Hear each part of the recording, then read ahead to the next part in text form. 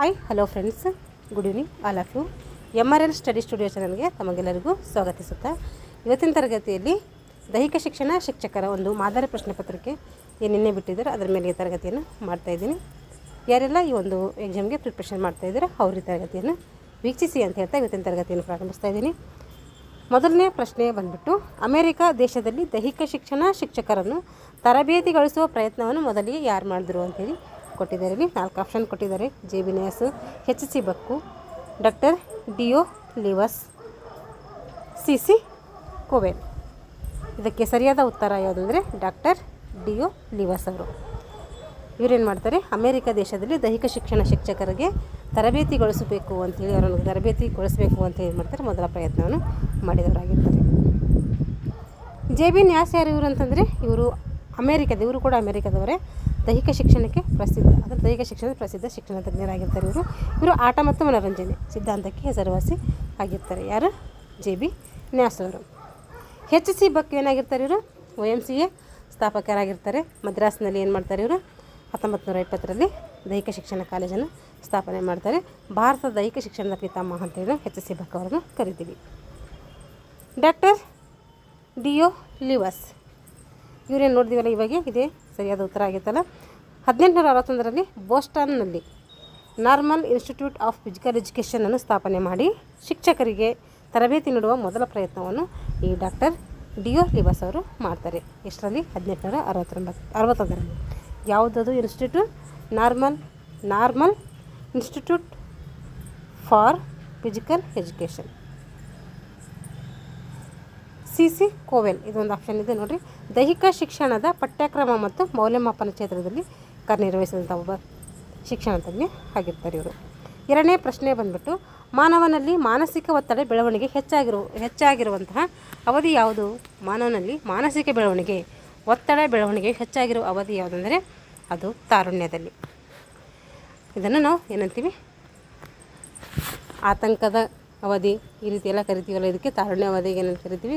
ಸಂಕ್ಷೋಭೆ ಅವಧಿ, ಹದಿಹರೆಯದ ಅವಧಿ, ಈ ರೀತಿ ಎಲ್ಲ ಕರಿತೀವಿ. ಇದೇನಾಗಿರ್ತೈತೆ, ಮಾನವನಲ್ಲಿ ಮಾನಸಿಕ ಒತ್ತಡ ಅತಿ ಹೆಚ್ಚಾಗಿ ಇರುವಂಥ ಒಂದು ಅವಧಿ ಆಗಿರ್ತೈತೆ. ಇದು ಗ್ಯಾಂಗ್ ಏಜ್ ಅಂತ ಕೂಡ ಇದಕ್ಕೆ ಕರಿತೀವಿ. ಇವಾಗ ನೋಡಿರಿ, ಇಲ್ಲಿ ಬಾಲ್ಯಾವಸ್ಥೆ ಕೊಟ್ಟಿದ್ದಾರೆ, ತಾರುಣ್ಯ ವ್ಯವಸ್ಥೆ ಕೊಟ್ಟಿದ್ದಾರೆ, ಪ್ರೌಢಾವಸ್ಥೆ ಕೊಟ್ಟಿದ್ದಾರೆ, ಶೈಶವಾವಸ್ಥೆ ಕೊಟ್ಟಿದ್ದಾರೆ. ಈ ಬಾಲ್ಯಾವಸ್ಥೆ ನೋಡೋಣ, ಇದಕ್ಕೆ ಚೈಲ್ಡ್ಹುಡ್ ಅಂತ ಕರಿತೀವಿ. ಈ ಅವಧಿಯಲ್ಲಿ ಕಲಿಯುವಿಕೆ ಮತ್ತು ಆಟದ ಉತ್ಸಾಹ ಹೆಚ್ಚಿದ್ದು ಮಾನಸಿಕ ಒತ್ತಡ ಏನಾಗ್ತದೆ, ಇಲ್ಲಿ ಕಡಿಮೆ ಆಗ್ತೈತೆ. ಈ ಅವಧಿಯಲ್ಲಿ ಕಲಿಯಬೇಕು ಅನ್ನುವಂತಹ ಏನಾಗಿರ್ತೈತೆ, ಆಸಕ್ತಿ ಹೆಚ್ಚಾಗಿರ್ತೈತೆ, ಆಟದ ಉತ್ಸಾಹ ಹೆಚ್ಚಿರ್ತೈತಿ. ಇಲ್ಲಿ ಮಾನಸಿಕ ಒತ್ತಡ ಅಷ್ಟು ಇಲ್ಲಿ ಇರೋದಿಲ್ಲ, ಯಾಕೆಂದರೆ ಮಕ್ಕಳೆಲ್ಲ ಆ ಒಂದು ಹಂತದಲ್ಲಿ ಅವರಿಗೆ ಮಾನಸಿಕ ಒತ್ತಡ ಇರೋದಿಲ್ಲ.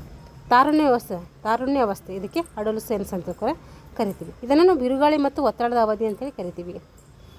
Period of Sturm and stress ಅಂತ ಕೂಡ ಕರಿತೀವಿ ಇದಕ್ಕೆ, ಅಂದರೆ ಬಿರುಗಾಳಿ ಮತ್ತು ಒತ್ತಡದ ಅವಧಿ ಅಂತ ಕರಿತೀವಿ ಕನ್ನಡದಾಗ.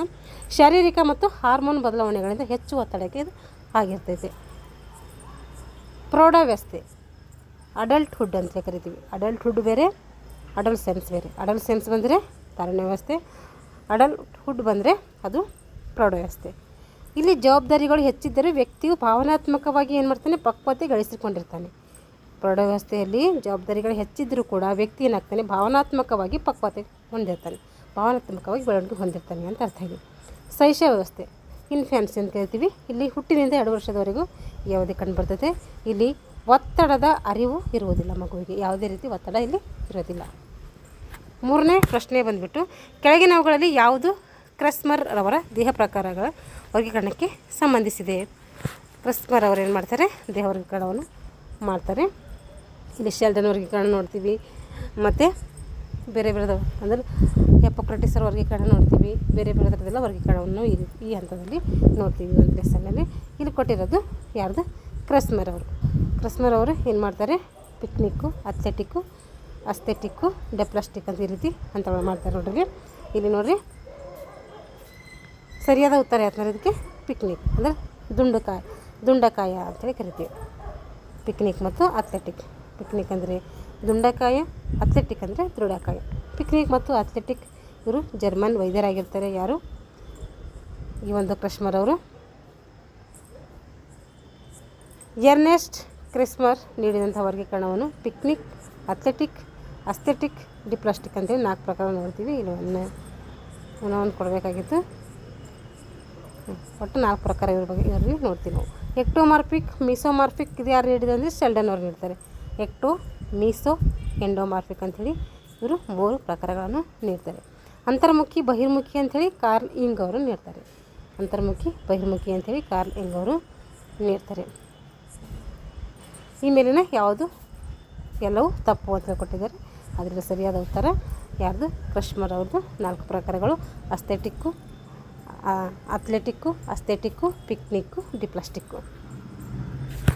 ಇವಾಗ ತಂಡದ ಆಟಗಳಲ್ಲಿ ಆಟಗಾರರ ನಡುವಿನ ಪರಸ್ಪರ ನಂಬಿಕೆ, ಸಂವಹನ ಮತ್ತು ಒಗ್ಗಟ್ಟಿನ ಅಭಿವೃದ್ಧಿಯನ್ನು ಕ್ರೀಡಾ ಮನೋವಿಜ್ಞಾನದಲ್ಲಿ ಹೀಗೂ ಕರೆಯುವರು. ತಂಡದ ಆಟಗಳಲ್ಲಿ ಆಟಗಾರರ ನಡುವಿನ ಪರಸ್ಪರ ನಂಬಿಕೆ, ಸಂವಹನ ಮತ್ತು ಒಗ್ಗಟ್ಟಿನ ಅಭಿವೃದ್ಧಿಯನ್ನು ಕ್ರೀಡಾ ಮನೋವಿಜ್ಞಾನದಲ್ಲಿ ಏನಂತ ಕರೀತಾರೆ ಅಂದರೆ ಗುಂಪು ಚಲನಶಾಸ್ತ್ರ ಅಂತೇಳಿ ಕರೀತಾರೆ. ಇಲ್ಲಿ ಪ್ರತ್ಯೇಕತೆ ಅಂದ್ರೇನು ಅಂತಂದರೆ ವ್ಯಕ್ತಿಯು ತಂಡದಿಂದ ಅಥವಾ ಸಾಮಾಜಿಕ ಚಟುವಟಿಕೆಯಿಂದ ದೂರ ಉಳಿಯುವಂಥ ಒಂದು ಸ್ಥಿತಿಗೆ ಅಂತೀವಿ ಪ್ರತ್ಯೇಕತೆ ಅಂತೇಳಿ ಕರಿತೀವಿ. ಹಾಗಾದರೆ ಆತಂಕ ಅಂದ್ರೇನು ಅಂದರೆ ಆತಂಕ ಅಂದರೆ ಕ್ರೀಡಾಪಟುವಿನಲ್ಲಿ ಸ್ಪರ್ಧೆಯ ಮುನ್ನ ಉಂಟಾಗುವಂಥ ಮಾನಸಿಕ ಅಥವಾ ನರಗಳ ಒತ್ತಡಕ್ಕೆ ಅಂತೀವಿ ಆತಂಕ ಅಂತೇಳಿ ಕರಿತೀವಿ. ಏಕೆಂದರೆ ಸ್ಪರ್ಧೆ ಇದೆ ಅಂದಮೇಲೆ ಈಗ ಒಂದು ನಾವು CETನೇ ಬರಿತಾ ಇದ್ದೀವಿ ಅಂದರೆ ನಮ್ಗೆ ಏನಿರ್ತೈತೆ ಅದು ಕೊಡೋಕ್ಕಿಂತ ಮುಂಚೆ ತುಂಬ ಸ್ಟ್ರೆಸ್ ಇರುತ್ತೆ. ಅದೇ ರೀತಿ ಇಲ್ಲಿ ವಿದ್ಯಾರ್ಥಿ ಕ್ರೀಡಾಪಟು ಸ್ಪರ್ಧೆಗಿಳಿಬೇಕಾದ್ರೆ ಅದರ ಮುಂಚೆ ಏನಾಗಿರ್ತದೆ ಅವನಿಗೆ ಸ್ಟ್ರೆಸ್ ಆಗಿರ್ತೈತಿ. ಈಗ ಗುಂಪು ಚಲನಶಾಸ್ತ್ರ, ಗ್ರೂಪ್ ಡೈನಾಮಿಕ್ಸ್ ಅಂತ ಕರಿತೀವಿ. ತಂಡದ ಸದಸ್ಯರ ನಡುವಿನ ಸಕಾರಾತ್ಮಕ ಬಾಂಧವ್ಯ, ಒಗ್ಗಟ್ಟು ಮತ್ತು ಸಂವಹನದ ಅಧ್ಯಯನ ಆಗಿರ್ತೈತಿ. ಗುಂಪು ಚಲನಶಾಸ್ತ್ರ, ಗ್ರೂಪ್ ಡೈನಾಮಿಕ್ಸ್ ಅಂತ ಕರಿತೀವಿ. ಅಂದರೆ ತಂಡದ ಸದಸ್ಯರ ನಡುವಿನ ಸಕಾರಾತ್ಮಕ ಬಾಂಧವ್ಯ ಇರುತ್ತೆ, ಒಗ್ಗಟ್ಟಿರುತ್ತೆ, ಸಂವಹನ ಇರುತ್ತೆ. ಇವೆಲ್ಲದರ ಬಗ್ಗೆ ಏನಿರ್ಬೇಕಾಗ್ತೈತೆ ಈ ಒಂದು ಮಾನಸಿಕ ಅಂದರೆ ಮನೋವಿಜ್ಞಾನದಲ್ಲಿ ಈ ರೀತಿ ಕರಿತೀವಿ ನಾವು. ಅಂದರೆ ತಂಡದ ಆಟಗಳಲ್ಲಿ ಆಟಗಾರರ ನಡುವೆ ಏನಿರಬೇಕು? ಪರಸ್ಪರ ನಂಬಿಕೆ, ಸಂವಹನ, ಹೊಂದಾಣಿಕೆ ಇವೆಲ್ಲ ಇರಬೇಕಾಗ್ತದೆ. ಸಹಕಾರ, ಹೊಂದಾಣಿಕೆ ಇವೆಲ್ಲ ಇರಬೇಕಾಗ್ತದೆ. ಅದಕ್ಕೇನಂತೀವಿ ಅಂತ ಕರಿತಾ ಇದರಲ್ಲಿ ಗುಂಪು ಚಲನಶಾಸ್ತ್ರ ಅಂತೇಳಿ ಕರಿತೀವಿ. ಅಂದರೆ ಗ್ರೂಪ್ ಡೈನಾಮಿಕ್ಸ್ ಅಂತೇಳಿ ಕರಿತೀವಿ. ವೈಯಕ್ತಿಕ ಪ್ರದರ್ಶನ, ಇಂಡಿವಿಜುವಲ್ ಪರ್ಫಾರ್ಮೆನ್ಸ್, ತಂಡದ ಶ್ರಮಕ್ಕಿಂತ ಏಕಾಂಗಿಯಾಗಿ ನೀಡುವಂಥ ಒಂದು ಪ್ರದರ್ಶನಕ್ಕೆ ಏನಂತೀವಿ ನಾವು ವೈಯಕ್ತಿಕ ಪ್ರದರ್ಶನ ಅಂತ ಕರಿತೀವಿ. ಇದು ಎಲ್ಲಿರ್ತೈತೆ ಅಂದರೆ ಈಗೆಲ್ಲ ಅಥ್ಲೆಟಿಕ್ಸಲ್ಲಿ ಏನು ಮಾಡ್ತೀವಿ ವೈಯಕ್ತಿಕವಾಗಿ ಪ್ರದರ್ಶನ ಇರ್ತಾರಲ್ಲ ಅಲ್ಲಿ ಇದು ಕಂಡುಬರ್ತೈತಿ. 5ನೇ ಪ್ರಶ್ನೆ ನೋಡಿರಿ. ಈ ಕೆಳಗಿನ ಯಾವ ಕ್ಷೇತ್ರಗಳು ದೈಹಿಕ ಶಿಕ್ಷಣದ ವಿಶಾಲವಾದಂತಹ ವ್ಯಾಪ್ತಿಗೆ ಏನಾಗಿದೆ ಒಳಪಟ್ಟಿದೆ? ಕೆಳಗಿನ ಯಾವ ಕ್ಷೇತ್ರಗಳು ದೈಹಿಕ ಶಿಕ್ಷಣದ ವಿಶಾಲವಾದಂಥ ಒಂದು ವ್ಯಾಪ್ತಿಗೆ ಒಳಪಡುತ್ತದೆ ಅಂತಂದರೆ ಅದು ಕ್ರೀಡಾ ತರಬೇತಿ ಮತ್ತು ಆಡಳಿತ, ಲಯಬದ್ಧ ಚಟುವಟಿಕೆಗಳು ಮತ್ತು ಜಿಮ್ನಾಸ್ಟಿಕ್, ಆರೋಗ್ಯ ಶಿಕ್ಷಣ ಮತ್ತು ನೈರ್ಮಲ್ಯ, ಮೇಲಿನ ಎಲ್ಲವೂ ಅಂದರೆ ಮೇಲಿನ ಎಲ್ಲವೂ ಒಳಗೊಂಡಿರ್ತೈತೆ. ಕ್ರೀಡಾ ತರಬೇತಿ ಮತ್ತು ಆಡಳಿತ ಅಂದರೆ ಕೌಶಲ್ಯ ವೃದ್ಧಿ ಮತ್ತು ಕ್ರೀಡಾಪಟುಗಳ ನಿರ್ವಹಣೆ, ಲಯಬದ್ಧ ಚಟುವಟಿಕೆಗಳು, ಜಿಮ್ನಾಸ್ಟಿಕ್ ಅಂದರೆ ಶರೀರದ ನಮ್ಯತೆ ಮತ್ತು ಸಮತೋಲನ ಚಟುವಟಿಕೆಗಳು, ಆರೋಗ್ಯ ಶಿಕ್ಷಣ ಮತ್ತು ನೈರ್ಮಲ್ಯ ಅಂದರೆ ವೈಯಕ್ತಿಕ ಆರೋಗ್ಯ ಮತ್ತು ಪರಿಶುದ್ಧ ಜೀವನ ಶೈಲಿ. ಇವೆಲ್ಲವೂ ಏನಾಗಿರ್ತೈತೆ ಈ ಒಂದು ದೈಹಿಕ ಶಿಕ್ಷಣದ ವ್ಯಾಪ್ತಿಗೆ ಒಳಪಡ್ತೈತೆ. ಪುರಾತನ ಕಾಲದ ಫೀಲ್ಡ್ ಆಫ್ ಮಾರ್ಚ್ ಎಂಬ ಯೋಧರ ತರಬೇತಿ ಕೇಂದ್ರ ಇರುವುದು ಎಲ್ಲಿ? ಪುರಾತನ ಕಾಲದಲ್ಲಿ ಫೀಲ್ಡ್ ಆಫ್ ಮಾರ್ಚ್ ಎಂಬಂತಹ ಯೋಧ ತರಬೇತಿ ಕೇಂದ್ರ ಇರುವುದು ಎಲ್ಲಿ ಅಂತಂದರೆ ಅದು ರೋಮ್ನಲ್ಲಿ. ರೋಮ್, ಅಮೇರಿಕಾ, ಜರ್ಮನಿ, ಡೆನ್ಮಾರ್ಕ್ ಕೊಟ್ಟಿದ್ದಾರೆ ಇಲ್ಲಿ. ರೋಮ್ ಇದು ಪ್ರಾಚೀನ ರೋಮ್ನಲ್ಲಿ ಯುವಕರಿಗೆ ಸಮರ ತರಬೇತಿ ನೀಡಲು ಏನಾಗ್ತಿತ್ತು ಬಳಸಲಾಗ್ತಾಯಿತ್ತು. ಅಮೇರಿಕಾ ಅಂದರೆ ಇದು ಆಧುನಿಕ ದೈಹಿಕ ಶಿಕ್ಷಣ ತರಬೇತಿ ವಿಧಾನಗಳಿಗೆ ಪ್ರಸಿದ್ಧಿ ಪಡೆದಂತಹ ಒಂದು ದೇಶ ಆಗಿರ್ತೈತಿ. ಮೊದಲೇ ನೋಡಿದೆವಲ್ಲ ತರಬೇತಿಗೊಳಿಸುವಂತಹ ಒಂದು ಶಿಕ್ಷಣಕ್ಕೆ ಸಂಬಂಧಪಟ್ಟಂಥ ಶಿಕ್ಷಕರಿಗೆ ತರಬೇತಿ ಕೊಡುವಂಥದ್ದು ಯಾರು ಅಂತಂದರೆ ಡ್ಯುಯಲ್ ಯುವಸ್ ಅಂತ ನೋಡಿದೀವಲ್ಲ ಅಲ್ಲಿಗೆ ಸಂಬಂಧಪಟ್ಟಂಥ ಕ್ವಶನ್ ಆಗಿರ್ತೈತಿ ಇದು. ಈಗ ಡೆನ್ಮಾರ್ಕ್, ಫ್ರಾನ್ಸ್, ನೆಕ್ಟಿಂಗಲ್ ಅವರಿಂದ ಏನಾಗ್ತೈತೆ ದೈಹಿಕ ಶಿಕ್ಷಣ ಪ್ರಾರಂಭ ಆಗ್ತೈತೆ. ತತ್ವಜ್ಞಾನಿಗಳು ಅಂತ ನೋಡ್ತೀವಲ್ಲ ಅಲ್ಲಿ ಬರ್ತಾರೆ ಇವರು. ಈಗ 7ನೇ ಪ್ರಶ್ನೆ ಜರ್ಮನಿ ಅಂದ್ಬಿಟ್ಟು ನೋಡಿ. ಜರ್ಮನಿ ಜಿಮ್ನಾಸ್ಟಿಕ್ ಮತ್ತು ಟರ್ನ್ವೇರಿಯನ್ ಚಳವಳಿಗೆ ಹೆಸರುವಾಸಿ. ಟರ್ನ್ವೇರಿಯನ್ ಚಳವಳಿ ಅಂತೇಳಿ ಬರ್ತವೆ, ಅದು ಬಂದಾಗ ಹೇಳ್ತೀನಿ. ಅದು ಒಂದು ಟಾಪಿಕ್ ಅದರಲ್ಲಿ. ಜರ್ಮನಿ ಅಂದರೆ ಜಿಮ್ನಾಸ್ಟಿಕ್ ಮತ್ತು ಟರ್ನ್ವೇರಿಯನ್ ಚಳವಳಿಗೆ ಹೆಸರುವಾಸಿಯಾಗಿರ್ತೈತೆ. ಈಗ ಮೊದಲನೆಯ ಪ್ರಾಚೀನ ಒಲಿಂಪಿಕ್ ಕ್ರೀಡೆಗಳು ನಡೆಯಲು ಕಾರಣ ಏನು? ಕಾರಣರಾದಂಥ ಪುರುಷರು ಯಾರು ಅಂತಂತಂದರೆ ಸರಿಯಾದ ಉತ್ತರ ಕ್ಲಿಯೋಸ್ಟೆನಿಸ್ ಮತ್ತು ಹಿಪಿಟಸ್. ಇವರೇನು ಮಾಡ್ತಾರೆ ಪ್ರಾಚೀನ ಒಲಿಂಪಿಕ್ ಕ್ರೀಡೆಗಳು ನಡೆಯಲಿಕ್ಕೆ ಕಾರಣೀಭೂತರಾಗಿರ್ತಾರೆ. ಥಿಯೋಡೋಸಿಯಸ್ ಕ್ರಿಸ್ತಪೂರ್ವ 393ರಲ್ಲಿ ಒಲಿಂಪಿಕ್ಸ್ಗೆ ನಿಷೇಧ ಹೇರಿದಂತಹ ರೋಮನ್ ಚಕ್ರವರ್ತಿ ಅಂತೇಳಿ ನಾವು ನೋಡ್ತೀವಿ. ಇದು 394 ಆಗಬೇಕು, ಅಲ್ಲೇ ನಿಷೇಧ ಮಾಡ್ತಾನೆ ಇವನು. ಇದು 93 ಕೊಟ್ಟಿದ್ದೀನಿ. ಇನ್ನೊಂದ್ಸರಿ ನಾನು ವೆರಿಫಿಕೇಷನ್ ಮಾಡಿಕೊಂಡು ಕ್ರಾಸ್ ವೆರಿಫೈ ಮಾಡ್ಕೊಂಡು ಹೇಳ್ತೀನಿ. ಈಗ ಕ್ಲಿಯೋಸ್ಥೆನಿಸ್ ಮತ್ತು ಇಪಿಟಸ್ ಕ್ರಿಸ್ತಪೂರ್ವ 776ರಲ್ಲಿ ಪ್ರಾಚೀನ ಒಲಿಂಪಿಕ್ ಕ್ರೀಡೆಗಳು ನಡೀತಾವಂತ ನಮಗೆಲ್ಲರಿಗೂ ಗೊತ್ತಿದೆ. ಇದು ಪವಿತ್ರವಾದಂತಹ ಒಂದು ಕದನ ವಿರಾಮ ಅಂಥೇಳಿ ಒಪ್ಪಂದ ಮಾಡಿಕೊಳ್ತಾರೆ. ಇದು 1ನೇ ಕಿಂಗ್ ಜಾರ್ಜ್ 1896ರಲ್ಲಿ ಮೊದಲ ಆಧುನಿಕ ಒಲಿಂಪಿಕ್ನನ್ನು ಉದ್ಘಾಟನೆ ಮಾಡಿದಂಥ ರಾಜ. 1ನೇ ಕಿಂಗ್ ಜಾರ್ಜ್ ಏನು 1896ರಾಗ ಏನು ಗ್ರೀಕ್ನ ಅಥೆನ್ಸ್ನಲ್ಲಿ ಮೊದಲ ಆಧುನಿಕ ಒಲಿಂಪಿಕ್ ಕ್ರೀಡೆಗಳು ನಡೀತಾವಲ್ಲ ಅದನ್ನು ಉದ್ಘಾಟನೆ ಮಾಡಿದಂಥ ರಾಜ್ಯ 1ನೇ ಕಿಂಗ್ ಜಾರ್ಜ್ ಆಗಿರ್ತಾನೆ. ಕೋರಿಬಸ್ ಇವನೇನು ಪ್ರಾಚೀನ ಒಲಿಂಪಿಕ್ಸ್ನ ಮೊದಲ ದಾಖಲಿತ ಚಾಂಪಿಯನ್ ಓಟಗಾರ, ಅಂದರೆ ಮೊದಲ ಓಟಗಾರ, ಪ್ರಾಚೀನ ಒಲಿಂಪಿಕ್ದ ಮೊದಲ ಓಟಗಾರ ಅಂತೇಳಿ ಕ್ವಶನ್ ಆಗ್ತೈತಿ. ಇದನ್ನು ಕೂಡ ಪರ್ಟಿಕ್ಯುಲರಾಗಿ ಕೋರಿಬಾಸ್ ಅಂತೇಳಿ ನಾವು ಕರಿತೀವಿ. ಇವು ಅಡುಗೆ ಭಟ್ಟ ಆಗಿರ್ತಾನೆ. ಅಂಗವಿಕಲರ ಒಲಿಂಪಿಕ್ ಕ್ರೀಡೆಗಳ ಸೃಷ್ಟಿಕರ್ತ ಯಾರು ಹುಟ್ಟಾಕಿದ್ರು? ಒಲಿಂಪಿಕ್ನಲ್ಲಿ ಮುಖ್ಯವಾಗಿ ನಾವು 3 ಪ್ರಕಾರ ನೋಡ್ತೀವಿ. ಒಂದು ಚಳಿಗಾಲದ ಒಲಿಂಪಿಕ್ಕು, ಬೇಸಿಗೆ ಒಲಿಂಪಿಕ್ಕು ಮತ್ತು ಪ್ಯಾರಾ ಒಲಿಂಪಿಕ್ ಅಂತೇಳಿ. ಪ್ಯಾರಾ ಒಲಿಂಪಿಕ್ ಅಂದ್ರೆ ಅಂಗವಿಕಲರ ಒಲಿಂಪಿಕ್ ಅಂತ ಅರ್ಥ. ಇಲ್ಲಿ ಸರಿಯಾದ ಉತ್ತರ ಸರ್ ಲುಡ್ವಿಗ್ ಗಟ್ಮನ್. ಇದು ಅಂಗವಿಕಲರ ಒಲಿಂಪಿಕ್ನ ಒಂದು ಪಿತಾಮಹ ಅಂತೇಳಿ ನಾವು ಇದನ್ನು ಕರಿತೀವಿ. ಸುರೇಶ್ ಕಲ್ಮಡಿ ಆಪ್ಷನ್ ಕೊಟ್ಟಿದ್ದಾರೆ. HC ಬಕ್ ಆಪ್ಷನ್ ಕೊಟ್ಟಿದ್ದಾರೆ. ಸರ್ ಲುಡ್ವಿಗ್ ಗಟ್ಮನ್ ಮತ್ತು ಕೂಬರ್ಟಿನ್. ಇಷ್ಟು 4 ಆಪ್ಷನ್ಗಳಲ್ಲಿ ಸರಿಯಾದ ಉತ್ತರ ಆಗಿಬಿಟ್ಟಂದರೆ ಸರ್ ಲುಡ್ವಿಗ್ ಗಟ್ಮನ್ ಅವರು. ಸುರೇಶ್ ಕಲ್ಮಡಿಯವರು ಏನಂದರೆ ಭಾರತೀಯ ಕ್ರೀಡಾ ಆಡಳಿತಗಾರ, ಅಂದರೆ IOAದ ಮಾಜಿ ಅಧ್ಯಕ್ಷರು. IOA ಅಂದರೆ ಇಂಡಿಯನ್ ಒಲಿಂಪಿಕ್ ಅಸೋಸಿಯೇಷನ್. HC ಬಕ್ ನೋಡಿದೀವಲ್ಲ, ಹಿಂದೆ ಒಂದು ಸರಿ ಬಂದಿತ್ತು. HC ಬಕ್ ದೈಹಿಕ ಶಿಕ್ಷಣದ ಪಿತಾಮಹ. 1920ರಲ್ಲಿ ಏನು ಮಾಡ್ತಾರೆ, YMC ಕಾಲೇಜನ್ನು ಸ್ಥಾಪನೆ ಮಾಡ್ತಾರೆ. ಸರ್ ಲುಡ್ವಿಗ್ ಗಟ್ಮನ್ ಸ್ಟ್ರೋಕ್ ಮೆಡೆವಿಲ್ಲೆ ಗೇಮ್ಸನ್ನು ಏನು ಮಾಡ್ತಾರೆ, ಇವರು ಸ್ಟ್ರೋಕ್ ಮೆಡೆವಿಲ್ಲೆ ಗೇಮ್ಸ್ ಪ್ರಾರಂಭ ಮಾಡ್ತಾರೆ.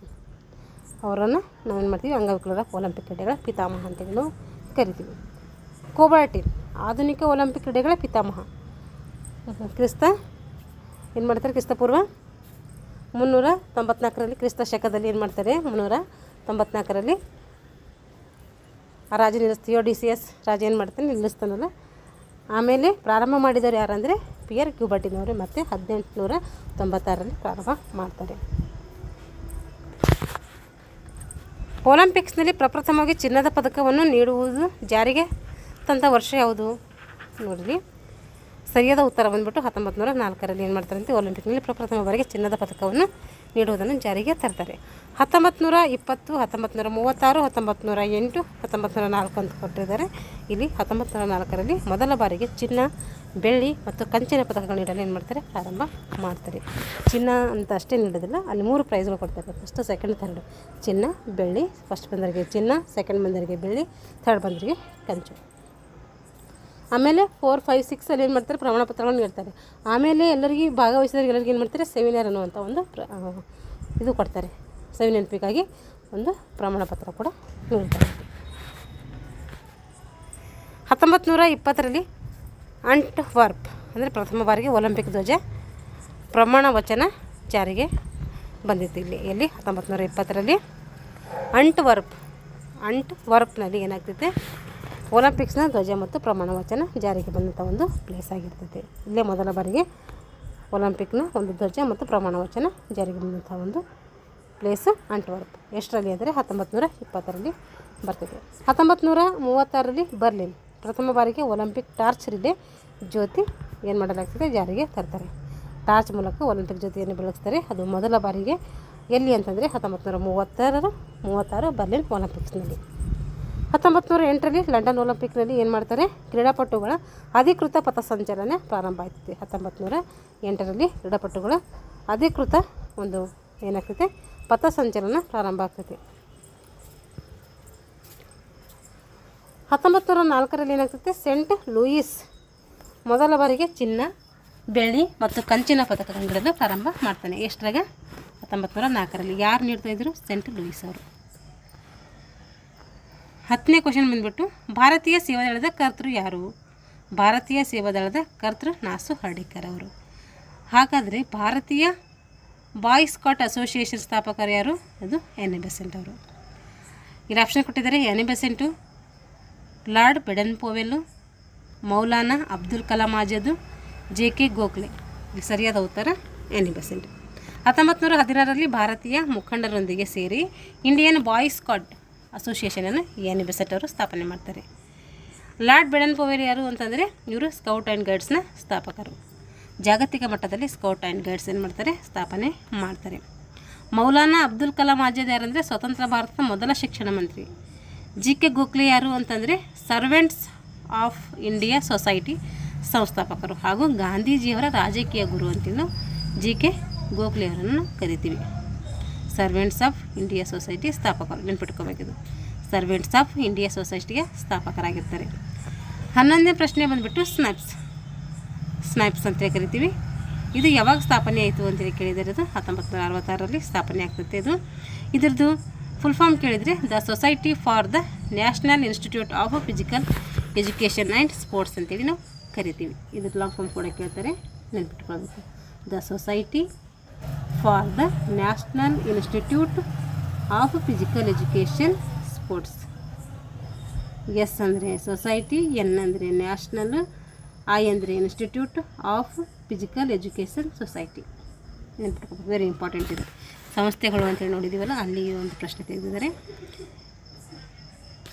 1951 ಕೊಟ್ಟಿದ್ದಾರೆ ಆಪ್ಷನು. 1966, 1954, 1959. 1951 ಏನಾಯಿತು, ಮೊದಲ ಏಷ್ಯನ್ ಗೇಮ್ಸ್ ದೆಹಲಿಯಲ್ಲಿ ನಡೀತಾರೆ.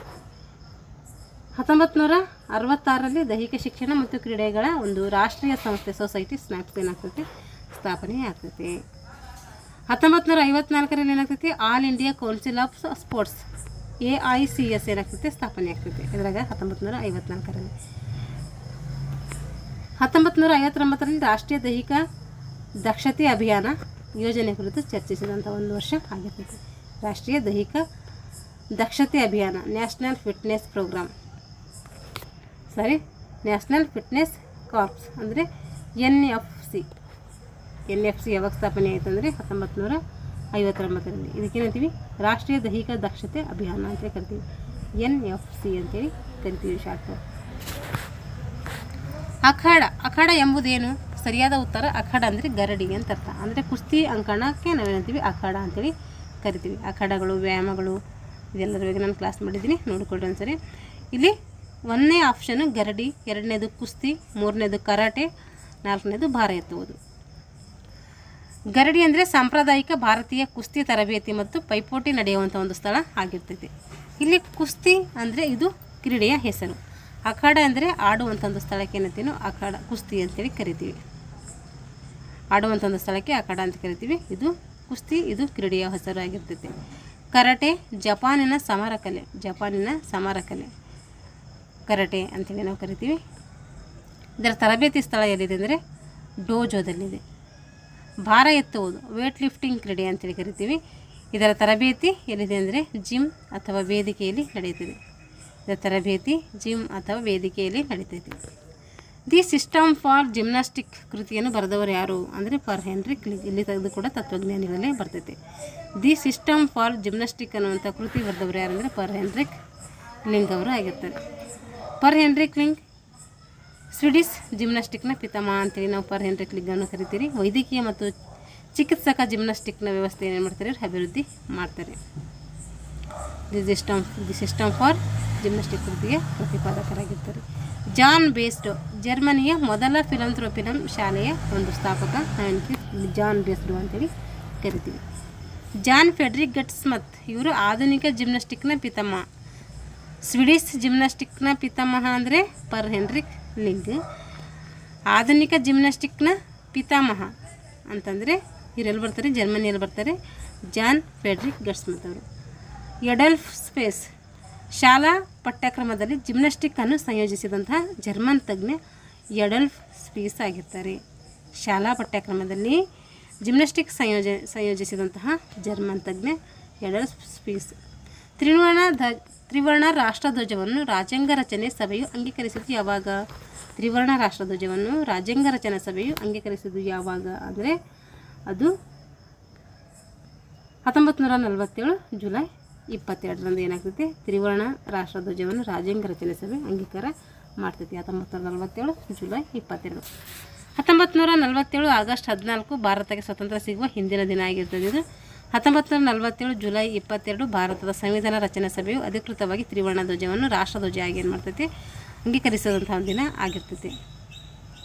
1947 ನವೆಂಬರ್ 26 ಇದು ಏನಂತಂದರೆ ಸಂವಿಧಾನವನ್ನು ಅಂಗೀಕರಿಸಿದ ದಿನ ಅಂತೇಳಿ ನಾವು ಆಚರಣೆ ಮಾಡ್ತೀವಿ. ಸಂವಿಧಾನ ದಿನ ಅಂತೇಳಿ ಆಚರಣೆ ಮಾಡ್ತೀವಿ. 1950 ಜನವರಿ 26 ಇದು ಭಾರತವು ಗಣರಾಜ್ಯವಾಗಿ ಜಾರಿಗೆ ಬಂದಂಥ ಒಂದು ದಿನ ಆಗಿರ್ತೈತಿ.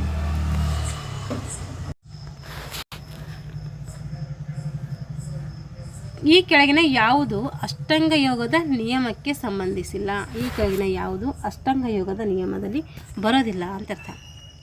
ಸಂತೋಷ, ಶೌಚ, ಅಸ್ಥೇಯ, ಈಶ್ವರಿ, ಪರಿಣಾಮ. ಸಂತೋಷ ಇದು ನಿಯಮದ 5ನೇ ಅಂಗ ಆಗಿರ್ತೈತೆ. ಸಂತೋಷ ಇಲ್ಲಿ ಶೌಚ, ಸಂತೋಷ, ತಪಸ್ಸು, ಸ್ವಾಧ್ಯಾಯ, ಪ್ರಾಣಿಧ್ಯಾನ ಏನಾಯ್ತು ಇಲ್ಲಿ? ಸಂತೋಷ ಇದು ನಿಯಮದ ಎಷ್ಟನೇ ಅಂಗ? ಇದು 5ನೇ ಅಂಗ ಆಗಿರ್ತೈತಿ. ಇದರಿಂದ 4 ಅಂಗಗಳು ಯಾವುವು ಅಂದರೆ ಶೌಚ, ಸಂತೋಷ, ತಪಸ್ಸು, ಸ್ವಾಧ್ಯಾಯ, ಈಶ್ವರಿ, ಪ್ರಾಣಧ್ಯಾನ. ಶೌಚದಾಗ ಯಾವ ಬರ್ತಾವೆ ನೋಡ್ರಿ. ಇಲ್ಲಿ ದೇಹ ಮತ್ತು ಮನಸ್ಸಿನ ನೈರ್ಮಲ್ಯಕ್ಕೆ ಸಂಬಂಧಿಸಿದ ಶೌಚ ಅಂದರೆ ಮನಸ್ಸು ಮತ್ತು ದೇಹದ ನೈರ್ಮಲ್ಯಕ್ಕೆ ಸಂಬಂಧಪಟ್ಟಿದೆ. ಇದು ನಿಯಮದ ಭಾಗ ಆಗಿರ್ತೈತೆ ಶೌಚ. ಅಸ್ಥೇಯ ಇದು ಯಮದ ಭಾಗವಾಗಿದೆ. ಅಸ್ಥೇಯ ಯಾವುದರ ಭಾಗ ಆಗಿದೆ? ಯಮದ ಭಾಗವಾಗಿದೆ. ಹಾಗಾಗಿ ಇದು ಯಾವುದಕ್ಕೆ ಸಂಬಂಧಿಸಿಲ್ಲ ಅಂತೇಳಿ ಕೇಳಿದರೆ ಅದು ಅಸ್ಥೇಯ. ಅಸ್ಥೇಯ ಅಂದ್ರೇನು? ಕದಿಯದಿರುವುದು. ಇನ್ನೊಂದು ಅಪರಿಗ್ರಹ ಅಂತ ಬರ್ತೈತಿ. ಅಪರಿಗ್ರಹ ಅಂದರೆ ಅತಿಯಾಗಿ ಸಕರಣೆ ಮಾಡ್ಕೊಳ್ಳೋದು ಅಂತ ಅರ್ಥ. ಅದರಿಂದ ಇದು ನಿಯಮದಲ್ಲಿ ಬರೋದಿಲ್ಲ. ಅಸ್ಥೇಯ ಎಲ್ಲಿ ಬರ್ತೈತಿ? ಯಮದಲ್ಲಿ ಬರ್ತೈತಿ, ನಿಯಮದಲ್ಲಿ ಬರೋದಿಲ್ಲ. ನಿಯಮದಲ್ಲಿ ಯಾವ ಬರ್ತವೆ? ಶೌಚ, ಸಂತೋಷ, ತಪಸ್ಸು, ಸ್ವಾಧ್ಯಾಯ, ಈಶ್ವರಿ, ಪ್ರಾಣಿದಾನ. ಇದ್ರ ಬಗ್ಗೆ ಕ್ಲಾಸ್ ಮಾಡಿಲ್ಲ, ಮಾಡ್ತೀನಿ. ಈಶ್ವರಿ, ಪ್ರಾಣಿದಾನ, ತಪಸ್ಸು. ಈಶ್ವರಿ ಪ್ರಾಣದಾನ ಅಂದರೆ ತಪಸ್ಸು. ಇವು ನಿಯಮಕ್ಕೆ ಒಳಪಡುವಂಥ ಅಂಶ ಆಗಿರ್ತೈತಿ. ಒಂಟೆಯ ಭಂಗಿಯನ್ನು ಹೋಲುವ ಆಸನ ಯಾವುದಿರ್ತೈತೆ? ಉಷ್ಟ್ರಾಸನ ಆಗಿದೆ. ಹಾಗೆ ಮೊಸಳೆಯ ವಿಶ್ರಾಂತಿಯನ್ನು ಹೋಲುವ ಆಸನಕ್ಕೆ ಏನಂತೀವಿ ನಾವು? ಮಕರಾಸನ ಅಂತೇಳಿ ಕರಿತೀವಿ. ಹಲಾಸನ ಅಂದರೆ ನೇಗಿಲಿನ ಭಂಗಿಯನ್ನು ಹೋಲುವಂಥ ಆಸನ. ಶಲಭಾಸನ ಅಂದರೆ ಮಿಡತೆಯ ಭಂಗಿಯನ್ನು ಹೋಲುವಂಥ ಆಸನ. ಭುಜಂಗಾಸನ ಅಂದರೆ ಹಾವಿನ ಅಥವಾ ನಾಗರ ಹಾವು ಭಂಗಿಯನ್ನು ಹೋಲುವಂಥ ಆಸನಕ್ಕೆ ಭುಜಂಗಾಸನ ಅಂತ ಕರಿತೀವಿ. ಹಾಗಾದರೆ ಮಕರಾಸನ ಅಂದರೆ ಮಕರ ಅಂದರೆ ಮೊಸಳೆ. ವಿಶ್ರಾಂತಿಯಾಗಿ ಮೊಸಳೆ ಅಂತ ನಾವು ಏನು ಮಾಡ್ತೀವಿ? ಮಲಗ್ತೀವಿ. ಅದಕ್ಕೇನಂತೀವಿ ನಾವು ವಿಶ್ರಾಂತಿ ಆಸನ ಅಂತೇಳಿ ಕರಿತೀವಿ. ಕಿವುಡ ಮತ್ತು ಮೂಗ ಶ್ರವಣ ದೋಷವುಳ್ಳ ಕ್ರೀಡಾಪಟುಗಳಿಗಾಗಿ ಆಯೋಜಿಸಲಾಗುವ ಅಂತಾರಾಷ್ಟ್ರೀಯ ಕ್ರೀಡಾಕೂಟವು ಈ ಹೆಸರಿನಿಂದ ಕರಿತೀವಿ. ಏನಂತ ಕರಿತೀವಿ ಅದಕ್ಕೆ ಅಂತಂದರೆ ಡಿಪ್ಲೆಸ್ಟಿಕ್ಸ್ ಅಂತೇಳಿ ಕರಿತೀವಿ. ಪಿಕ್ಸ್ ಅಂತೇಳಿ ಕರಿತೀವಿ. ಡಿಪ್ಲಿಸ್ಪಿಕ್ಸ್ ಇಂಗ್ಲೀಷ್ನಾಗ ಕೊಟ್ಟಿದ್ದಾರಲ್ರಿ, ಪಿಕ್ಸ್. ಶ್ರವಣ ದೋಷವುಳ್ಳ ಕ್ರೀಡಾಪಟುಗಳಿಗಾಗಿ ಆಯೋಜಿಸುವ ಒಂದು ಕ್ರೀಡೆ ಆಗಿರ್ತೈತಿ. ಇದು ವಿಶೇಷ ಅಂತಾರಾಷ್ಟ್ರೀಯ ಕ್ರೀಡಾಕೂಟ ಅಂತ ಏನೋದನ್ನು ನಾವು ಕರಿತೀವಿ. ವಿಶೇಷ ಒಲಿಂಪಿಕ್ಸ್ ಬೇರೆ, ವಿಶೇಷ ಡಿಪ್ಲೆಸ್ಟಿಕ್ಸ್ ಬೇರೆ. ಡಿಪ್ಲೆಸ್ಪಿಕ್ಸ್ ಅಂದರೆ ಅದು ಎದಕ್ಕೆ ಸಂಬಂಧಪಟ್ಟಿದೆ? ಶ್ರವಣ ದೋಷ, ಕಿವಿ ಕೇಳಿಸೋದಿಲ್ಲ. ಅಲ್ಲಿ ಕಿವುಡು ಅಂತೇಳಿ ಕೊಟ್ಟಿದ್ದಾರಲ್ರಿ. ಕಿವುಡು ಮತ್ತು ಮೂಗು ಶ್ರವಣ ದೋಷವುಳ್ಳ ಕ್ರೀಡಾಪಟುಗಳಿಗಾಗಿ ಆಯೋಜಿಸಲಾದಂಥ ಅಂತಾರಾಷ್ಟ್ರೀಯ ಕ್ರೀಡಾಕೂಟವು ಈ ಹೆಸರಿನಿಂದ ಕರಿತೀವಿ. ಅಂದರೆ ಪಿಕ್ಸ್ ಅಂತೇಳಿ ಕರಿತೀವಿ.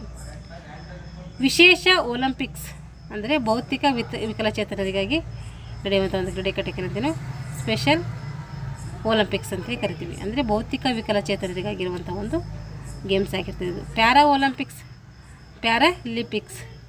ಪ್ಯಾರಾಲಿಂಪಿಕ್ಸ್ ಅಂದ್ರೆ ನೋಡ್ರಿ, ಇದು ಅಂಗವಿಕಲತೆ ಹೊಂದಿರುವಂಥ ಕ್ರೀಡಾಪಟುಗಳಿಗಾಗಿ ನಡೆಸುವಂಥ ಒಂದು ಓಟ. ಪ್ಯಾರಾ ಅಂದ್ರೆ ಅಷ್ಟೇ ಗೊತ್ತು ನಮಗೆ. ಇದರ ಒಳಗೆಲ್ಲ ಏನಾದರೂ ಭಾಗಗಳಿದ್ದಾವೆ, ನೆನ್ಪಿಟ್ಕೊಳ್ಬೇಕು ಇವೆಲ್ಲ. ಪ್ಯಾರಾಲಿಂಪಿಕ್ಸ್ ಅಂದರೆ ಅಂಗವಿಕಲತೆ ಹೊಂದಿರುವ ಕ್ರೀಡಾಪಟುಗಳಿಗಾಗಿ ನಡೆಯುವಂಥ ಒಂದು ಕೂಟ ಇದಾಗಿರ್ತೈತಿ. ಸ್ಯಾಪ್ ಗೇಮ್ಸ್ ದಕ್ಷಿಣ ಏಷ್ಯಾದ ದೇಶಗಳ ನಡುವೆ ನಡೆಯುವಂಥ ಒಂದು ಕ್ರೀಡಾಕೂಟ ಆಗಿರ್ತೈತಿ. ಇದಕ್ಕೇನಂತೀವಿ? ಸ್ಯಾಪ್ ಗೇಮ್ಸ್ ಅಂತ ಕರಿತೀವಿ. ದಕ್ಷಿಣ ಏಷ್ಯಾದ ದೇಶಗಳ ನಡುವೆ ನಡೆಯುವಂಥ ಒಂದು ಕ್ರೀಡಾಕೂಟ ಆಗಿರ್ತೈತಿ. ಇದು 18 ಮಗುವಿನ ಜೈವಿಕ ಅಂಗವೈಕಲ್ಯ ಅಥವಾ ಶಾರೀರಿಕ ಪರಿಪಕ್ವತೆಯಲ್ಲಿ ಬದಲಾವಣೆ ಉಂಟಾಗಲು ಈ ಕೆಳಗಿನ ಯಾವ ಆನುವಂಶಿಕ ಅಪಸಾಮಾನ್ಯತೆಗೆ ಪ್ರಮುಖ ಕಾರಣವಾಗಿದೆ? ಇಲ್ಲಿ ಕ್ರೋಮೋಸೋಮ್ಗಳ ಒಂದು ಸಂಖ್ಯೆಯಲ್ಲಿ ಏನಾಗ್ತೈತಿ? ಕಂಡುಬರುವಂಥ ಒಂದು ದೋಷ. ಅದರಿಂದ ಏನಾಗ್ತೈತಿ? ಅಂಗಜೈವಿಕ ವೈಕಲ್ಯ ಅಥವಾ ಶಾರೀರಿಕ ಪರಿಪಕ್ವತೆಯ ಬದಲಾವಣೆಯಲ್ಲಿ ಉಂಟಾಗ್ತೈತಿ. ಆಟದ ಮೈದಾನದಲ್ಲಿ ಉಂಟಾಗುವಂಥ ಗಾಯ ಒಂದನೇ ಆಪ್ಷನ್ ಕೊಟ್ಟಿದ್ದಾರೆ. ಇದು ಬಾಹ್ಯ ಗಾಯ. ಆನುವಂಶಿಕ ಅಪಸಾಮಾನ್ಯತೆ ಎಲ್ಲ, ಯಾಕೆಂದರೆ ಇದು ಬಾಹ್ಯವಾಗಿ ಕಂಡುಬರ್ತದೆ. ತಾಯಿಯ ಅಪೌಷ್ಟಿಕತೆ ಇದು ಪೋಷಕಾಂಶಗಳ ಕೊರತೆಯ ಸಮಸ್ಯೆ ಹೊರತು ಜೆನೆಟಿಕ್ ಅಲ್ಲ, ಆನುವಂಶಿಕತೆ ಅಲ್ಲ. ಕ್ರೋಮೋಜೋಮ್ಗಳ ಸಂಖ್ಯೆ ರಚನೆ, ಕ್ರೋಮೋಜೋಮ್ಗಳ ಸಂಖ್ಯೆ ಅಥವಾ ರಚನೆಯ ದೋಷ, ಇದು ಹುಟ್ಟಿನಿಂದಲೇ ಆನುವಂಶಿಕ ದೋಷಗಳು ಅಂತೇಳಿ ಕರಿತೀವಿ. ಹುಟ್ಟಿನಿಂದಲೇ ಉಂಟಾಗುವಂಥ ಆನುವಂಶಿಕ ದೋಷಗಳು ಅಂತೇಳಿ ನಾವು ಇದಕ್ಕೆ ಕರಿತೀವಿ. ಕಳಪೆ ವಾತಾವರಣದಲ್ಲಿ ಪರಿಸರಕ್ಕೆ ಸಂಬಂಧಿಸಿದ ಅಂಶ ಅಂತ ಅರ್ಥ. ಕ್ರೋಮೋಜೋಮ್ಗಳ ಸಂಖ್ಯೆ ಎಷ್ಟಿರ್ತವೆ? ಟೋಟಲ್ ಬಂದ್ಬಿಟ್ಟು 46, 23 ಜೊತೆ ಅಂತೇಳಿ ನಾವು ಹೇಳ್ತೀವಿ. ವಿಶೇಷ ಅಗತ್ಯವಿರುವಂಥ ಮಗುವಿನ ದೊಡ್ಡ ಸ್ನಾಯುವಿನ ಚಲನೆಯನ್ನು ಒಳಗೊಂಡಿರುವ ಗ್ರೋಸ್ ಮೋಟರ್ ಸ್ಕಿಲ್ ಚಟುವಟಿಕೆ ಉದಾಹರಣೆ ಯಾವುದು? ವಿಶೇಷ ಅಗತ್ಯವಿರುವಂತಹ ಮಗುವಿನ ದೊಡ್ಡ ಸ್ನಾಯುವಿನ ಚಲನೆಯನ್ನು ಒಳಗೊಂಡಿರುವ ಗ್ರೋಸ್ ಮೋಟರ್ ಸ್ಕಿಲ್ ಚಟುವಟಿಕೆಗೆ ಉದಾಹರಣೆ ಯಾವುದು ಅಂತಂದರೆ 2 ಕಾಲುಗಳಿಂದ ಜಿಗಿಯುವುದು ಮತ್ತು ಓಡುವುದು. 4ನೇ ಆಪ್ಷನ್ ಕರೆಕ್ಟಾಗಿರ್ತದೆ.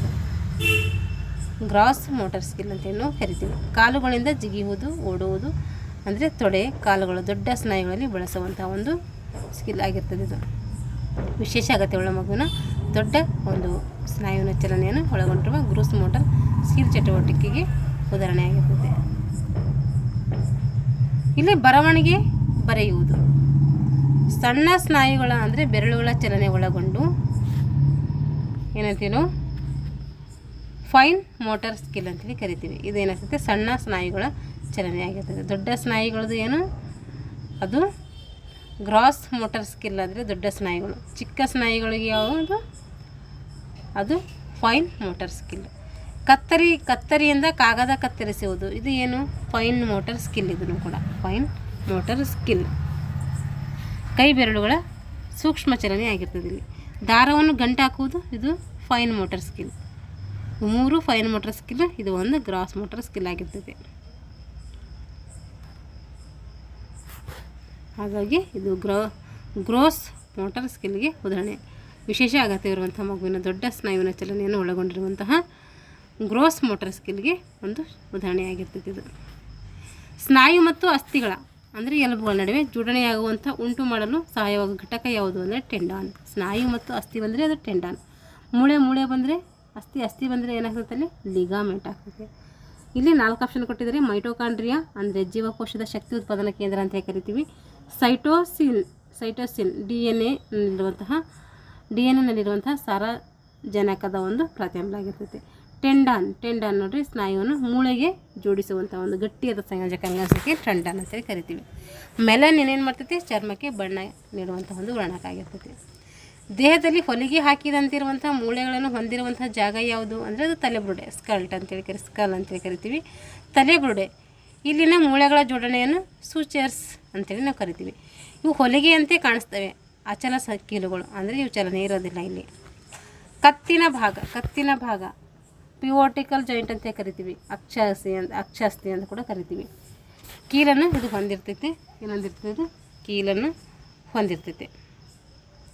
ಬೆನ್ನು ಮೂಳೆ ಅಲ್ಪ ಚಲಿಸುವಂತಹ ಕೀಲುಗಳನ್ನು ಹೊಂದಿರ್ತೈತೆ. ಸೈಲೆಂಟ್ಲಿ ಮೂವೇಬಲ್ ಅಂದರೆ ಸ್ವಲ್ಪ ಪ್ರಮಾಣದಲ್ಲಿ ಚಲಿಸ್ತಾ ಇರ್ತೈತಿ. ಮೊಣಕಾಲು ಇದು ಹಿಂಜ್ ಜಾಯಿಂಟಿಗೆ ಉದಾಹರಣೆ. ಮೊಣಕಾಲು ಅಂದರೆ ಇದು ಮಡಚು ಕೀಲು.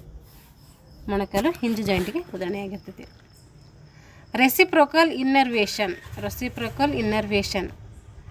ಎಂಬುದು ಸಾಮಾನ್ಯವಾಗಿ ಯಾವುದಕ್ಕೆ ಸಂಬಂಧಪಟ್ಟಿದೆ ಅಂದರೆ ಇದು ಸ್ನಾಯುಗಳಿಗೆ ಸಂಬಂಧಪಟ್ಟಿದೆ. ರೆಸಿಪ್ರೋಕಲ್ ಇನ್ನರ್ವೇಷನ್ ಎಂಬುದು ಸಾಮಾನ್ಯವಾಗಿ ಯಾವುದಕ್ಕೆ ಸಂಬಂಧಪಟ್ಟಿದೆ ಅಂದರೆ ಅದು ಸ್ನಾಯುಗಳಿಗೆ.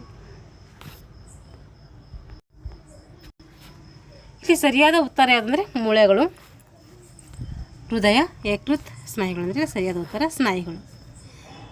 ಒಂದು ಸ್ನಾಯು ಸಂಕೋಚಿತಗೊಂಡಾಗ ಎದುರಾಳಿ ಸ್ನಾಯು ಸಡಿಲಗೊಳ್ಳುವಂತಹ ಒಂದು ಪ್ರಕ್ರಿಯೆ ಏನಂತೀವಿ ಅಂತಂದರೆ ನಾವು ನರಸ್ನಾಯು ನಿಯಂತ್ರಣ ಪ್ರಕ್ರಿಯೆ ಅಂತೇಳಿ ಕರಿತೀವಿ. ಮೂಳೆಗಳು ಅಸ್ಥಿಪಂಜರ ವ್ಯವಸ್ಥೆಯ ಚೌಕಟ್ಟು ನೀಡ್ತೈತೆ. ಮೂಳೆಗಳಿಂದ ಮಾಡ್ತೈತೆ ಅಸ್ಥಿಪಂಜರದ ಒಂದು ವ್ಯವಸ್ಥೆಗೆ ಚೌಕಟ್ಟು ನೀಡ್ತೈತೆ. ಹೃದಯ ರಕ್ತವನ್ನು ಪಂಪ್ ಮಾಡುವ ಸ್ವಯಂಚಾಲಿತ ಸ್ನಾಯು ಯಾವುದಾಗ್ತದೆ? ಹೃದಯ ಆಗಿರ್ತದೆ. ಯಕೃತ್ ಜೀರ್ಣಕ್ರಿಯೆ ಮತ್ತು ವಿಷಕಾರಿ ಪದಾರ್ಥವನ್ನು ಶೋಧಿಸುವಂಥ ಒಂದು ಅಂಗ ಯಾವುದು? ಅದು ಯಕೃತ್ ಆಗಿರ್ತೈತೆ. ಜೀರ್ಣಕ್ರಿಯೆ ಅಂದರೆ ವಿಷಕಾರಿ ಪದಾರ್ಥಗಳನ್ನು ಶೋಧಿಸುವ ಅಂಗ ಕೂಡ ಏನಾಗಿರುತ್ತೆ? ಈ ಒಂದು ಯಕೃತ್ ಆಗಿರ್ತೈತೆ. ಸ್ನಾಯುಗಳು ಒಂದು ಸ್ನಾಯು ಸಂಕುಚಿತಗೊಂಡಾಗ ಕುಗ್ಗಿದಾಗ ಎದುರಾಳಿ ಸ್ನಾಯು ಸಡಿಲಗೊಳ್ಳುವಂತಹ ಪ್ರಕ್ರಿಯೆ ಏನಂತೀವಿ ನಾವು ನರಸ್ನಾಯು ನಿಯಂತ್ರಣ ಪ್ರಕ್ರಿಯೆ ಅಂತೇಳಿ ಕರಿತೀವಿ. ಹಾಗಾಗಿ ಇಲ್ಲಿ ರೆಸಿಪ್ರೋಕಲ್ ಇನ್ನರ್ವೇಷನ್ ಎಂಬುದು ಸಾಮಾನ್ಯವಾಗಿ ಎದಕ್ಕೆ ಸಂಬಂಧಪಟ್ಟಿದೆ ಅಂದರೆ ಅದು ಸ್ನಾಯುಗಳಿಗೆ ಸಂಬಂಧಪಟ್ಟಿದೆ. ಮಾನವನ ದೇಹದಲ್ಲಿರುವ ಒಟ್ಟು ಮೂಳೆಗಳ ಸಂಖ್ಯೆ ಎಷ್ಟು? 206. ದೇಹದ ಕೆಳ ಅಂಗಗಳು ಹೊಂದಿರುವಂಥ ಮೂಳೆಗಳ ಸಂಖ್ಯೆ ಎಷ್ಟು ಅಂತ ಕೇಳಿದರೆ ಕೆಳ ಅಂಗಗಳು ಹೊಂದಿರುವಂಥ ಮೂಳೆಗಳ ಸಂಖ್ಯೆ 60 ಅಥವಾ 62. ಪೆಲ್ವಿಕ್ ಸೇರಿದರೆ 62, ಪೆಲ್ವಿಕ್ ಬಿಟ್ಟರೆ 60. ಪ್ರತಿಯೊಂದು ಕಾಲಿನಲ್ಲಿ 30 ಮೂಳೆಗಳಿರ್ತವೆ. 2 ಕೆಳ ಮೂಳೆಗಳು ಒಟ್ಟು ಎಷ್ಟಾಗ್ತವೆ? 60 ಮೂಳೆಗಳಾಗಿರ್ತವೆ. ಆಯ್ಕೆಯಲ್ಲಿ 30 ಇದ್ದರೆ 30 ಹಾಕಬೇಕು, 60 ಇದ್ದರೆ 60 ಹಾಕಬೇಕು. ಯಾಕೆಂದರೆ ಒಂದು ಕಾಲಿನಲ್ಲಿ 30 ಇರ್ತವೆ. 31, 32, 33 ಕೆಳ ಅಂಗಾಂಗಗಳ ಒಟ್ಟು ಎಲುಬುಗಳ ಸಂಖ್ಯೆಯ ಅಧಿಕೃತ ಅಳತೆಯಲ್ಲ, ಬೆನ್ನು ಮೂಳೆಯ ವಿಭಾಗಗಳಿಗೆ ಇದು ಅನ್ವಯಿಸುತ್ತದೆ. ಇದು ಸಂಖ್ಯೆ ಅಲ್ಲ, ಇದು ಅಂಗಗಳ ಸಂಖ್ಯೆ ಅಲ್ಲ, ಇದು ಬೆನ್ನು ಮೂಳೆಗಳಿಗೆ ಸಂಬಂಧಪಟ್ಟಿದೆ. 24 ಜೀವಕೋಶದ ಶಕ್ತಿ ಮನೆ ಅಂತೇಳಿ ನಾವು ಯಾವುದನ್ನು ಕರಿತೀವಿ? ಮೈಟೋಕಾಂಡ್ರಿಯಾ ಅಂತ ಕರಿತೀವಿ. ಜೀವ ಒಂದು ಮೈಟೋಕಾಂಡ್ರಿಯಾ ಕರಿತೀವಿ ನಾವು. ಜೀವಕೋಶದ ಶಕ್ತಿ ಮನೆ ಇದೇ ಒಂದು, ಅದಕ್ಕೆ ಶಕ್ತಿ ಆ ರೀತಿ ಕರಿತೀವಿ. ಮೈಟೋಕಾಂಡ್ರಿಯಾ ATP ರೂಪದಲ್ಲಿ ಶಕ್ತಿಯನ್ನು ಉತ್ಪಾದಿಸೋದ್ರಿಂದ ಇದಕ್ಕೆ ಕರಿತೀವಿ ಶಕ್ತಿ ಅಂತೇಳಿ ಕರಿತೀವಿ, ಶಕ್ತಿ ಮನೆ ಅಂತೇಳಿ ಕರಿತೀವಿ. ನ್ಯೂಕ್ಲಿಯಸ್ ಕೇಂದ್ರಕ ಅಂತ ಕರಿತೀವಿ. ಜೀವಕೋಶದ ನಿಯಂತ್ರಣ ಕೇಂದ್ರ ಆಗಿರ್ತದೆ ಇದು ನ್ಯೂಕ್ಲಿಯಸ್.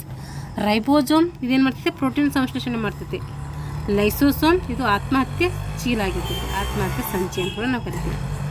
ಸಾಮಾನ್ಯವಾಗಿ ವಯಸ್ಕನ ಡಯಾಸ್ಟಲಿಕ್ ಏನು ಇಷ್ಟು ಇರ್ತೈತೆ? ಡಯಾಸ್ಟಲಿಕ್ಕು ಅಂದರೆ 60ರಿಂದ 80 mmHg ಇರ್ತೈತೆ. 70ರಿಂದ 90 mmHg ಇದ್ದರೆ ಅದು ಗಡಿ ರೇಖೆಯ ಅಥವಾ ಅಧಿಕ ರಕ್ತದೊತ್ತಡದ ಆರಂಭಿಕ ಹಂತ ಅಂತೇಳಿ ನಾವು ಕರಿತೀವಿ. 50ರಿಂದ 60 ಇದ್ದರೆ ಅದು ಕಡಿಮೆ ರಕ್ತದೊತ್ತಡ, ಹೈಪೋಟೆನ್ಷನ್ ಅಂತೇಳಿ ಕರಿತೀವಿ. 60ರಿಂದ 80 ಇದ್ದರೆ ಅದು ಸಾಮಾನ್ಯವಾಗಿ ಆರೋಗ್ಯವಂತ ಮನುಷ್ಯನ ಡಯಾಸ್ಟಲಿಕ್ ಒತ್ತಡದ ಆಗಿರ್ತದೆ. ಅದು ಡಯಾಸ್ಟಲಿಕ್ ಒತ್ತಡದ ಸರಿಯಾದ ಪ್ರಮಾಣ ಅಂತೇಳಿ ನಾವು ಕರಿತೀವಿ. ಇಲ್ಲಿ ಎಷ್ಟಿರ್ತದೆ BP ನೋಡಿರಿ? 120/80 ಇರ್ತೈತೆ. 120/80 mmHg ಆಗಿರ್ತೈತೆ. ಇದು ಏನಿದು? BP, ಸಾಮಾನ್ಯ BP ಇಷ್ಟಿರ್ತೈತೆ.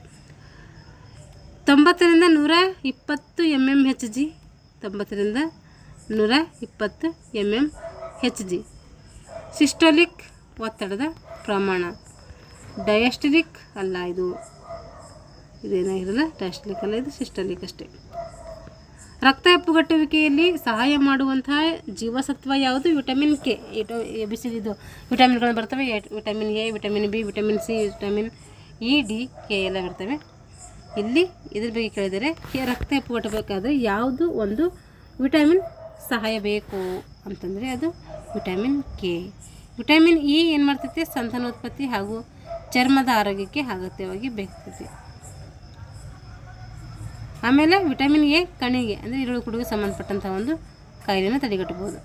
ಕಣ್ಣಿಗೆ ದೃಷ್ಟಿಗೆ ಇರುವಂತಹ ಒಂದು ಕುರುಡು ತಡೆಯಲು ಅಗತ್ಯವಾಗಿದೆ. ವಿಟಮಿನ್ K ಏನು ಮಾಡ್ತಿದೆ? ಪ್ರೋಥ್ರಾಂಬಿನ್ ಉತ್ಪಾದಿಸಿದ ರಕ್ತ ಹೆಪ್ಪುಗಟ್ಟಲು ಏನು ಮಾಡ್ತೈತಿ? ಇದು ನೆರವಾಗ್ತೈತೆ. ಪ್ರೋಥ್ರಾಂಬಿನ್ ಉತ್ಪಾದಿಸಿದ ರಕ್ತ ಹೆಪ್ಪುಗಟ್ಟಲಿಕ್ಕೆ ಏನು ಮಾಡ್ತೈತಿ? ವಿಟಮಿನ್ K ಸಹಾಯ ಮಾಡ್ತೈತೆ. ವಿಟಮಿನ್ B12 ಏನು ಮಾಡ್ತೈತೆ? ಇದು ಕೆಂಪು ರಕ್ತ ಕಣಗಳ ಅಂದರೆ RBC ಉತ್ಪಾದನೆಗೆ ಮತ್ತು ಅನಿಮಿಯಾ ತಡೆಯಲಿಕ್ಕೆ ಏನು ಮಾಡ್ತೈತೆ? ವಿಟಮಿನ್ B12 ಪರಿಣಾಮಕಾರಿ ಅಂಶವಾಗಿರ್ತೈತೆ.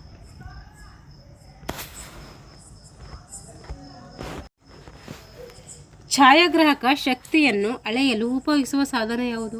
ಛಾಯಾಗ್ರಾಹಕ ಇದ್ದಾನೆ, ಅವನು ಯಾವೊಂದು ಛಾಯಾಗ್ರಾಹಕ ಶಕ್ತಿ ಅಳೆಯಬೇಕಾದ್ರೆ ಯಾವೊಂದು ಉಪಯೋಗವನ್ನು ಮಾಡ್ತಾನೆ, ಯಾವ ಉಪಕರಣ ಬಳಸ್ತಾನೆ ಅವನು ಅಂತಂದರೆ ಅದು ಸ್ಪೈರೋಮೀಟರ್. ಸ್ಪೈರೋಮೀಟರ್ ಅಂದ್ರೇನು? ಶ್ವಾಸಕೋಶದ ಒಂದು ಪ್ರಮಾಣ ಅಳೆಯುವಂತಹ ಒಂದು ಸಾಧನ ಆಗಿರ್ತೈತೆ. ಶ್ವಾಸಕೋಶದ ಗರಿಷ್ಠ ಪ್ರಮಾಣವನ್ನು ಅಳತೆ ಮಾಡುವುದು. ನೋಡಿರಿ, ಶ್ವಾಸಕೋಶದ ಗರಿಷ್ಠ ಗಾಳಿ ಹಿಡಿದಿಡುವ ಮತ್ತು ಉಸಿರಾಟದ ಸಾಮ್ಯತೆಯನ್ನು ಅಳೆಯಲು ನೆರವಾಗುವಂಥ ಒಂದು ಪಶನಾಂಗ ಆಗಿರ್ತದೆ.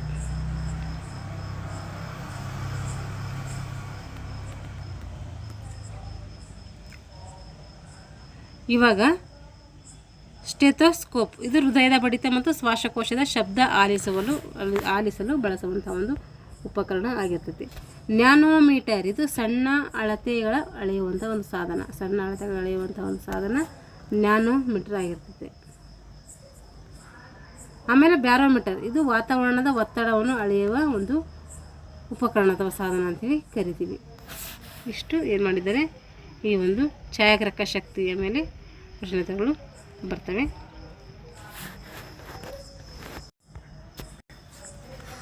28ನೇ ಪ್ರಶ್ನೆ, ಪ್ರಾಣವಾಯು. ಪ್ರಾಣವಾಯು ಆಮ್ಲಜನಕ. ಪ್ರಾಣವಾಯು ಯಾವುದು? ಆಮ್ಲಜನಕ. ಆಮ್ಲಜನಕ 4 ನಿಮಿಷ ಇಲ್ಲವಾದರೆ ಮೊದಲು ಅಪಾಯವಾಗುವಂಥ ಭಾಗ ಯಾವುದು ಅಂತೇಳಿ ಪ್ರಶ್ನೆ ಇದೆ. ಅದು ಇಲ್ಲಿ ಮೆದುಳಿದೆ, ಹೃದಯ ಇದೆ, ಯಕೃತ್ ಇದೆ, ಮೂತ್ರಪಿಂಡ ಇದೆ. ಪ್ರಾಣವಾಯು 4 ನಿಮಿಷ ಇಲ್ಲವಾದರೆ ಮೊದಲು ಅಪಾಯಕ್ಕೆ ಒಳಗಾಗುವಂಥ ಭಾಗ ಯಾವುದಂದರೆ ಅದು ಮೆದುಳು. ಆಮ್ಲಜನಕ ಸರಬರಾಜು 3 ರಿಂದ 4 ನಿಮಿಷ ನಿಂತರೆ ಮೆದುಳಿನ ಜೀವಕೋಶಗಳು ಸತ್ತು ನಿರಂತರ ಹಾನಿ ಅಥವಾ ಸಾವು ಸಂಭವಿಸುತ್ತದೆ. 3 ರಿಂದ 4 ನಿಮಿಷ ಮೆದುಳಿಗೆ ಆಕ್ಸಿಜನ್ ಇಲ್ಲ ಅಂತಂದರೆ ನಾವೇನಾಗ್ತೀವಿ, ಅವಾಗ ಸತ್ತು ಹೋಗ್ತೀವಿ ಅಂತ ಅರ್ಥ. ಈಗ ಹೃದಯ ನೋಡ್ರಿ, ಆಮ್ಲಜನಕವಿಲ್ಲದೆ ಮೆದುಳಿಗಿಂತ ಸ್ವಲ್ಪ ಹೆಚ್ಚು ಸಮಯ ಜೀವಿಸಬಲ್ಲದು. ಬ್ರೈನಿಗೆ ಹೋಲಿಸಿದರೆ ಹೃದಯ ಇನ್ನೂ ಸ್ವಲ್ಪ ಏನು ಮಾಡೋದು, ಹೆಚ್ಚಿಗೆ ಬದುಕ್ಬೋದು ಆಮ್ಲಜನಕ ಕೊರತೆ ಆದರೆ ಮೆದುಳು ಆ ರೀತಿ ಅಲ್ಲ. ಯಕೃತ್ ಮೆದುಳಿಗಿಂತ ಹೆಚ್ಚು ಆಕ್ಸಿಜನ್ ರಹಿತ ತಡೆದುಕೊಳ್ಳುವಂಥ ಶಕ್ತಿ ಹೊಂದಿದೆ. ಹೃದಯಕ್ಕಿಂತ ಹೆಚ್ಚಿಗೆ ಆಕ್ಸಿಜನ್ ಇಲ್ಲದೆ ತಡೆದುಕೊಳ್ಳುವಂಥ ಶಕ್ತಿ ಈ ಯಕೃತ್ತು ಹೊಂದಿದೆ. ಮೂತ್ರಕೋಶ, ಕಿಡ್ನಿ, ಜೀವಕೋಶಗಳು ತಕ್ಷಣವೇ ನಾಶ ಆಗೋದಿಲ್ಲ. ಇಲ್ಲಿ ಜೀವಕೋಶಗಳು ತಕ್ಷಣವೇ ನಾಶ ಆಗೋದಿಲ್ಲ ಅಂದರೆ ಫಸ್ಟ್ ಅತಿ ವೀಕ್ನೆಸ್ ಯಾವುದು ಅಂತಂದರೆ ಇಲ್ಲಿ ಮೆದುಳು ಅಂತ ಅರ್ಥ. ಆಕ್ಸಿಜನ್ ಇಲ್ಲದೆ ಇಲ್ಲ ಇದು.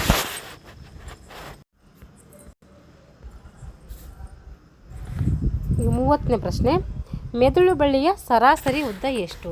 ಮೆದುಳು ಬಳ್ಳಿಯ ಸರಾಸರಿ ಇಲ್ಲಿ 29 ಬಿಟ್ಟಿದೆ ನೋಡಿ, 29 ನೋಡಿ. ವಾನಿಯರ್ಸ್ ಕಾಯಿಲೆಯು ಪ್ರಮುಖ ಲಕ್ಷಣ ಏನು? ವಾನಿಯರ್ಸ್ ಕಾಯಿಲೆಯ ಪ್ರಮುಖ ಲಕ್ಷಣ ಏನು ಅಂದರೆ ವಾಕರಿಕೆನ, ಪ್ರಜ್ಞೆ ತಪ್ಪುವುದು, ತಲೆ ಸುತ್ತುವುದು, ಆಯಾಸ. ಅಂದರೆ ಇದು ವಾನಿಯರ್ಸ್ ಅಂದರೆ ಇದು ತಲೆ ಸುತ್ತುವುದರ ಒಂದು ಲಕ್ಷಣ ಆಗಿರ್ತೈತೆ. ವಾಕರಿಕೆ ಅಂದರೆ ಹೊಟ್ಟೆಗೆ ಸಂಬಂಧಿಸಿದ ಸಾಮಾನ್ಯ ಲಕ್ಷಣ ಇದು ವಾಕರಿಕೆ. ಪ್ರಜ್ಞೆ ತಪ್ಪುವುದು ಅಂದರೆ ನರಮಂಡಲ ತೀವ್ರ ಸಮಸ್ಯೆಯ ಸ್ಥಿತಿಗೆ ಅಂತೀವಿ ಪ್ರಜ್ಞೆ ತಪ್ಪುವುದು ಅಂತೇಳಿ ಕರಿತೀವಿ. ತಲೆ ಸುತ್ತುವಿಕೆ ಇದು ಒಳಗಿರುವಂತಹ ದ್ರವದ ಒಂದು ಸಮತೋಲನ ತಪ್ಪುವುದರಿಂದ ತೀವ್ರ ತಲೆ ಸುತ್ತು ಅಥವಾ ಕಿವುಡಾಗುವುದು ಆ ರೀತಿ ಉಂಟಾಗ್ತೈತೆ. ಆಯಾಸ ದೇಹದ ಒಂದು ದುರ್ಬಲ ಸೂಚಕಕ್ಕೆ ಆಯಾಸ ಅಂತ ಕರಿತೀವಿ. ಏನಾದರೂ ಜಾಸ್ತಿ ಕೆಲಸ ಮಾಡಿದ್ರೆ ಟಯರ್ಡ್ನೆಸ್ ಆಗುತ್ತಲ್ಲ, ಅದಕ್ಕೆ ಅಂತೀವಿ ಆಯಾಸ ಅಂತೇಳಿ ಕರಿತೀವಿ. ಈಗ ಮೆದುಳು ಬಳ್ಳಿಯ ಸರಾಸರಿ ಉದ್ದ ಎಷ್ಟು ಅಂತೇಳಿ ಕೇಳ್ತಾ ಇದ್ದಾರೆ. ಇಲ್ಲಿ ಮೆದುಳು ಬಳ್ಳಿಯ ಸರಾಸರಿ ಉದ್ದ ಎಷ್ಟು ಅಂತಂದರೆ ಅದು 45 ರಿಂದ 46 ಆಗಿರ್ತೈತೆ. 56 ಏನಿದು 56 ಸೆಂಟಿಮೀಟ್ರ್ ಏನಂದರೆ ಇದು ನೈಜ ಉದ್ದಕ್ಕಿಂತ ಹೆಚ್ಚಿನ ಪ್ರಮಾಣದಲ್ಲಿ ಇರ್ತೈತೆ. ನೈಜ ಉದ್ದಕ್ಕಿಂತ ಹೆಚ್ಚಿನ ಪ್ರಮಾಣದಲ್ಲಿ ಇರ್ತೈತೆ. ಯಾವುದು? ಮೆದುಳು ಬಳ್ಳಿ ಎಷ್ಟಿರ್ತದೆ ಅಂತ ಕೇಳ್ತಾ ಇದ್ದಾರೆ. ಈಗ 45 ರಿಂದ 46 ಸೆಂಟಿಮೀಟ್ರ್ ಇದು ಪ್ರೌಢ ಮನುಷ್ಯನಲ್ಲಿ ಮೆದುಳು ಬಳ್ಳಿಯ ಸಾಮಾನ್ಯ ಉದ್ದ ಆಗಿರ್ತದೆ. ಪ್ರೌಢರಲ್ಲಿ ಇರುವಂತಹ ಮೆದುಳು ಬಳ್ಳಿಯ ಸಾಮಾನ್ಯ ಉದ್ದ ಎಷ್ಟು ಅಂದರೆ ಅದು 45 ರಿಂದ 46 ಸೆಂಟಿಮೀಟರ್. ಸುಮಾರು 18 ಇಂಚು ಸೆಂಟಿಮೀಟರ್ ಹೇಳಿದ್ರೆ 45 ಸೆಂಟಿಮೀಟರ್. ಇಂಚಲ್ಲಿ ಹೇಳಿದ್ರೆ 18 ಸೆಂಟಿಮೀಟರ್, ಇಂಚಲ್ಲಿ ಹೇಳಿದ್ರೆ 45 ಸೆಂಟಿಮೀಟರ್ ಹೇಳಿದ್ರೆ, ಇಂಚಲ್ಲಿ ಹೇಳಿದ್ರೆ 18 ಸೆಂಟಿಮೀಟರ್. 36 ಸೆಂಟಿಮೀಟರ್ ಇದು ಏನು? ಮಕ್ಕಳ ಮೆದುಳು ಬಳ್ಳಿಯ ಅಳತೆಗೆ ಸಮ ಆಗಿರ್ತೈತೆ. ಮಕ್ಕಳದ್ದು ಎಷ್ಟಿರ್ತೈತೆ? 36 ಸೆಂಟಿಮೀಟರ್ ಇರ್ತೈತೆ. ನಮಗೆ ಕೇಳಿರೋದು ಇದು ಸಾಮಾನ್ಯವಾಗಿ ಮೆದುಳಿನ ಸರಾಸರಿ ಅಂತ ಕೊಟ್ಟಿದ್ದಾರೆ. 66 ಸೆಂಟಿಮೀಟರ್ ಇದೇನು? ಅತಿಯಾದ ಉದ್ದದ ಒಂದು ತಪ್ಪಾದ ಅಳತೆ ಇದು ಇದರದ್ದು ಅಳತೆ ಅಲ್ಲ. ಈಗ ಮೂತ್ರಜನಕಾಂಗದಲ್ಲಿರುವಂತಹ ಕಿಡ್ನಿ ಕಲ್ಲುಗಳಿಗೆ ಕಾರಣವಾಗುವಂಥ ಲವಣ ಯಾವುದು? ಮೂತ್ರಪಿಂಡದಲ್ಲಿ ಏನಾಗ್ತವೆ? ಕಿಡ್ನಿ ಸ್ಟೋನ್ ಅಂತೇಳಿ ಕರಿತೀವಿ ನಾವು, ಆಗ್ತವೆ. ಅದು ಯಾಕೆ ಆಗ್ತೈತಿ ಅಂದರೆ ಕ್ಯಾಲ್ಸಿಯಂ ಆಕ್ಸಲೇಟ್ನಿಂದ ಆಗ್ತೈತಿ. ಕ್ಯಾಲ್ಸಿಯಂ ಆಕ್ಸಲೇಟ್ ಅಂದರೆ ಏನು ಅಂದರೆ 80% ಕಿಡ್ನಿ ಕಲ್ಲುಗಳು ಉಂಟು ಮಾಡುವಂಥ ಪ್ರಮುಖ ಹರಳುಗಳಿಗೆ ಏನಂತೀವಿ? ಕ್ಯಾಲ್ಸಿಯಂ ಆಕ್ಸಲೇಟ್ ಅಂತೇಳಿ ಕರಿತೀವಿ. ಕ್ಯಾಲ್ಸಿಯಂ ಕಾರ್ಬೊನೇಟ್ ಇದು ಸುಣ್ಣದ ಕಲ್ಲಿನ ರಾಸಾಯನಿಕ ರೂಪ ಆಗಿರ್ತದೆ. ಯಾವುದು? ಕ್ಯಾಲ್ಸಿಯಂ ಕಾರ್ಬೊನೇಟ್ ಸುಣ್ಣದ ಕಲ್ಲಿನ ರಾಸಾಯನಿಕ ರೂಪಕ್ಕೆ ಕ್ಯಾಲ್ಸಿಯಂ ಕಾರ್ಬೊನೇಟ್ ಅಂತೇಳಿ ಕರಿತೀವಿ. ಮ್ಯಾಗ್ನೀಸಿಯಂ ಸಲ್ಫೇಟ್ ಎಪ್ಸಮ್ ಉಪ್ಪು ಎನ್ನಲಾಗುತ್ತದೆ. ಮ್ಯಾಗ್ನೀಸಿಯಂ ಸಲ್ಫೇಟ್ಗೆ ಎಪ್ಸಮ್ ಉಪ್ಪು ಅಂತೇಳಿ ಕರಿತೀವಿ. ಕ್ಯಾಲ್ಸಿಯಂ ಬೈಕಾರ್ಬೊನೇಟ್ ಅಂದರೆ ನೀರಿನಲ್ಲಿ ಕರಗುವ ಲವಣ ರೂಪ, ಅದಕ್ಕೇನಂತೀವಿ? ಕ್ಯಾಲ್ಸಿಯಂ ಬೈಕಾರ್ಬೊನೇಟ್ ಅಂತೇಳಿ ಕರಿತೀವಿ. ಮ್ಯಾಗ್ನೀಸಿಯಂ ಸಲ್ಫೇಟ್ ಅಂದರೆ ಎಪ್ಸಮ್ ಉಪ್ಪು ಅಂತೀವಿ. ಕ್ಯಾಲ್ಸಿಯಂ ಕಾರ್ಬೊನೇಟ್ ಅಂದರೆ ಸುಣ್ಣದ ಕಲ್ಲಿನ ರಾಸಾಯನಿಕ ರೂಪ. ಇಲ್ಲಿ ಕ್ಯಾಲ್ಸಿಯಂ ಆಕ್ಸಲೇಟ್ ಅಂದರೆ ಕಿಡ್ನಿ ಕಲ್ಲುಗಳು ಉಂಟು ಮಾಡಲು ಕಾರಣವಾದಂಥ ಹರಳುಗಳು. ರಕ್ತ ಶುದ್ಧೀಕರಿಸುವುದು ಎಲ್ಲಿ ಅಂದರೆ ಮೂತ್ರಜನಕಾಂಗದಲ್ಲಿ. ಮೂತ್ರಜನಕಾಂಗದಲ್ಲಿ ಏನಾಗ್ತೈತೆ, ರಕ್ತ ಶುದ್ಧೀಕರಣ ಆಗ್ತೈತೆ. ಹಾಗೆ ಬೆವರನ್ನು ಹೊರಹಾಕುವ ಗ್ರಂಥಿಗಳಿಗೆ ಏನಂತೀವಿ ನಾವು, ಅದಕ್ಕೆ ಸ್ವೇದ ಗ್ರಂಥಿಗಳು ಅಂಥೇಳಿ ಕರಿತೀವಿ. ಏನಂತ ಕರಿತೀವಿ, ಸ್ವೇದ ಗ್ರಂಥಿಗಳು ಅಂಥೇಳಿ ಕರಿತೀವಿ. ಪಿಟ್ಯುಟರಿ ಗ್ರಂಥಿಗೆ ಏನಂತ ಕರಿತೀವಿ, ಮಾಸ್ಟರ್ ಗ್ಲ್ಯಾಂಡ್ ಅಂತ ಕರಿತೀವಿ. ಇದು ಹಾರ್ಮೋನ್ಗಳನ್ನು ಏನು ಮಾಡ್ತೈತೆ, ನಿಯಂತ್ರಣ ಮಾಡ್ತದೆ. ಸ್ವೇದ ಗ್ರಂಥಿಗಳು ಚರ್ಮದ ಮೂಲಕ ಬೆವರನ್ನು ಹೊರಹಾಕುವ ದೇಹದ ತಾಪಮಾನವನ್ನು ಇದು ನಿಯಂತ್ರಿಸ್ತದೆ. ಅಡ್ರಿನಲ್ ಗ್ರಂಥಿ ತುರ್ತು ಪರಿಸ್ಥಿತಿಯ ಹಾರ್ಮೋನ್ ಅಂತ ಕರಿತೀವಿ. ಇದು ಅಡ್ರಿನಲ್ಲಿನನ್ನು ಏನು ಮಾಡ್ತೈತೆ, ಸ್ರವಿಕೆ ಮಾಡ್ತೈತೆ. ಥೈರಾಯ್ಡ್ ಗ್ರಂಥಿ ಇದು ದೇಹದ ಚಯಾಪಚಯ ಕ್ರಿಯೆಯನ್ನು ಏನು ಮಾಡ್ತೈತೆ, ನಿಯಂತ್ರಿಸ್ತೈತೆ.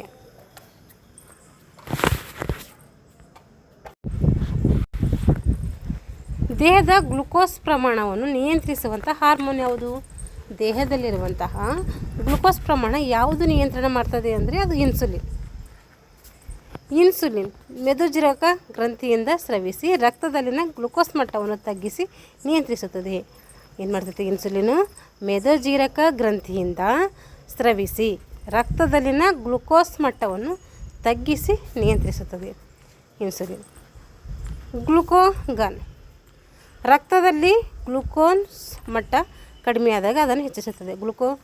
ಗ್ಲುಕಾಗಾನ್ ಏನು ಮಾಡ್ತಂದರೆ ರಕ್ತದಲ್ಲಿ ಏನಾದರೂ ಗ್ಲುಕೋಸ್ ಮಟ್ಟ ಕಡಿಮೆ ಆದರೆ ಅದನ್ನು ಉತ್ಪತ್ತಿ ಮಾಡ್ತದೆ. ರಕ್ತದಲ್ಲಿ ಗ್ಲುಕೋಸ್ ಮಟ್ಟವನ್ನು ತಗ್ಗಿಸಿ ನಿಯಂತ್ರಿಸುವುದು ಯಾವುದು, ಅದು ಇನ್ಸುಲಿನ್. ರಕ್ತದಲ್ಲಿ ಗ್ಲುಕೋಸ್ ಮಟ್ಟ ಕಡಿಮೆ ಮಾಡೋದು ಯಾವುದು, ಅದು ಗ್ಲುಕೋಗಾನ್. ಅಡ್ರಿನಲಿನ್ ಏನು ಮಾಡ್ತದೆ, ಫೈಟ್ ಹಾರ್ಮೋನ್ ಅಂತೇಳಿ ಕರಿತೀವಿ, ಅಂದರೆ ಆಪತ್ಕಾಲದ ಬಾಂಧವ ಅಂತೇಳಿ ಇದನ್ನು ನಾವು ಕರಿತೀವಿ. ಥೈರಾಕ್ಸಿನ್ ಏನು ಕರಿತೀವಿ, ಆಪತ್ಕಾಲದ ಗ್ರಂಥಿ ಅಂತೇಳಿ ಕರಿತೀವಿ. ಅಡ್ರಿನಲಿನ್. ಥೈರಾಕ್ಸಿನ್ ಏನಂತ ಕರಿತೀವಿ, ದೇಹದ ಬೆಳವಣಿಗೆ ಮತ್ತು ಚಯಾಪಚಯ ಏನು ಮಾಡ್ತೈತೆ, ನಿಯಂತ್ರಣ ಮಾಡುತ್ತದೆ.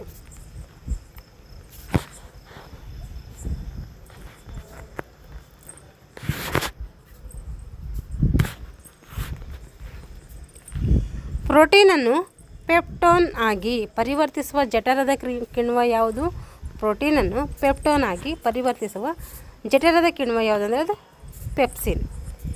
ಪೆಪ್ಟಿಡೇಸ್ ಅಂದರೆ ಸಣ್ಣ ಕರುಳಿನಲ್ಲಿ ಪೆಪ್ಟೈಡ್ಗಳನ್ನು ಅಮೈನೋ ಆಮ್ಲಗಳಾಗಿ ವಿಂಗಡಿಸುತ್ತದೆ.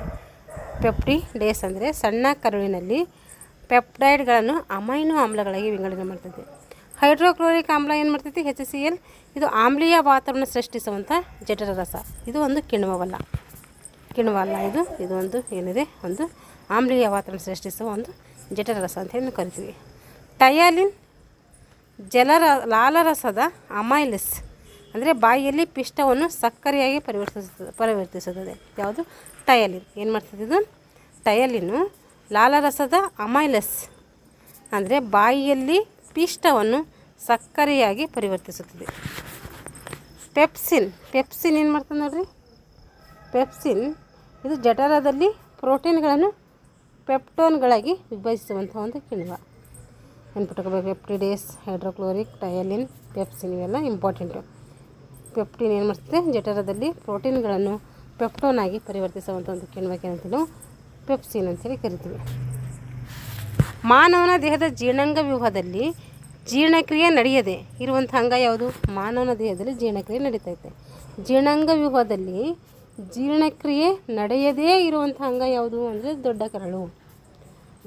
ಇಲ್ಲಿ ಯಾವುದೇ ಆಹಾರ ಜೀರ್ಣವಾಗೋದಿಲ್ಲ, ನೀರು ಮತ್ತು ಲವಣಗಳನ್ನು ಮಾತ್ರ ಹೀರಿಕೊಳ್ತದೆ. ಇದು ಸಣ್ಣ ಕರಳು ಆಹಾರದ ಹೆಚ್ಚಿನ ಭಾಗದ ಜೀರ್ಣಕ್ರಿಯೆ ಮತ್ತು ಪೋಷಕಾಂಶ ಹೀರಿಕೊಳ್ಳುವಂತಹ ಒಂದು ಕ್ರಿಯೆ ಏನು ಮಾಡ್ತದೆ, ಈ ಸಣ್ಣ ಕರಳಿನಲ್ಲಿ ನಡೀತದೆ.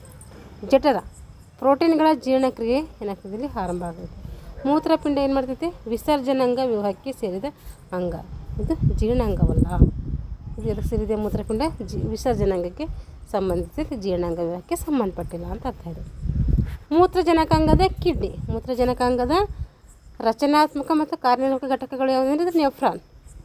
ಮೂತ್ರಜನಕಾಂಗದಕ್ಕೆ ಏನಂತೀವಿ, ಕಿಡ್ನಿ ಅಂತೇಳಿ ಕರಿತೀವಿ. ಯಕೃತ್ ಅಂದರೆ ಲಿವರ್. ನೋಡಿರಿ, ಮೂತ್ರಜನಕಾಂಗದ ರಚನಾತ್ಮಕ ಮತ್ತು ಕಾರ್ಯನಿರ್ವಾಹಕ ಘಟಕಗಳು ಯಾವಂದರೆ ನೆಫ್ರಾನ್ ಅಂತ ಕರಿತೀವಿ. ನೆಫ್ರಾನ್ ಕಿಡ್ನಿಯ ರಚನಾತ್ಮಕ ಮತ್ತು ಕಾರ್ಯಾತ್ಮಕ ಮೂಲ ಒಂದು ಘಟಕ ಆಗಿದೆ. ಪ್ರತಿ ಕಿಡ್ನಿಯಲ್ಲಿ 10 ಲಕ್ಷಕ್ಕೂ ಹೆಚ್ಚು ಇರ್ತವೆ. ಏನು, ನೆಫ್ರಾನ್.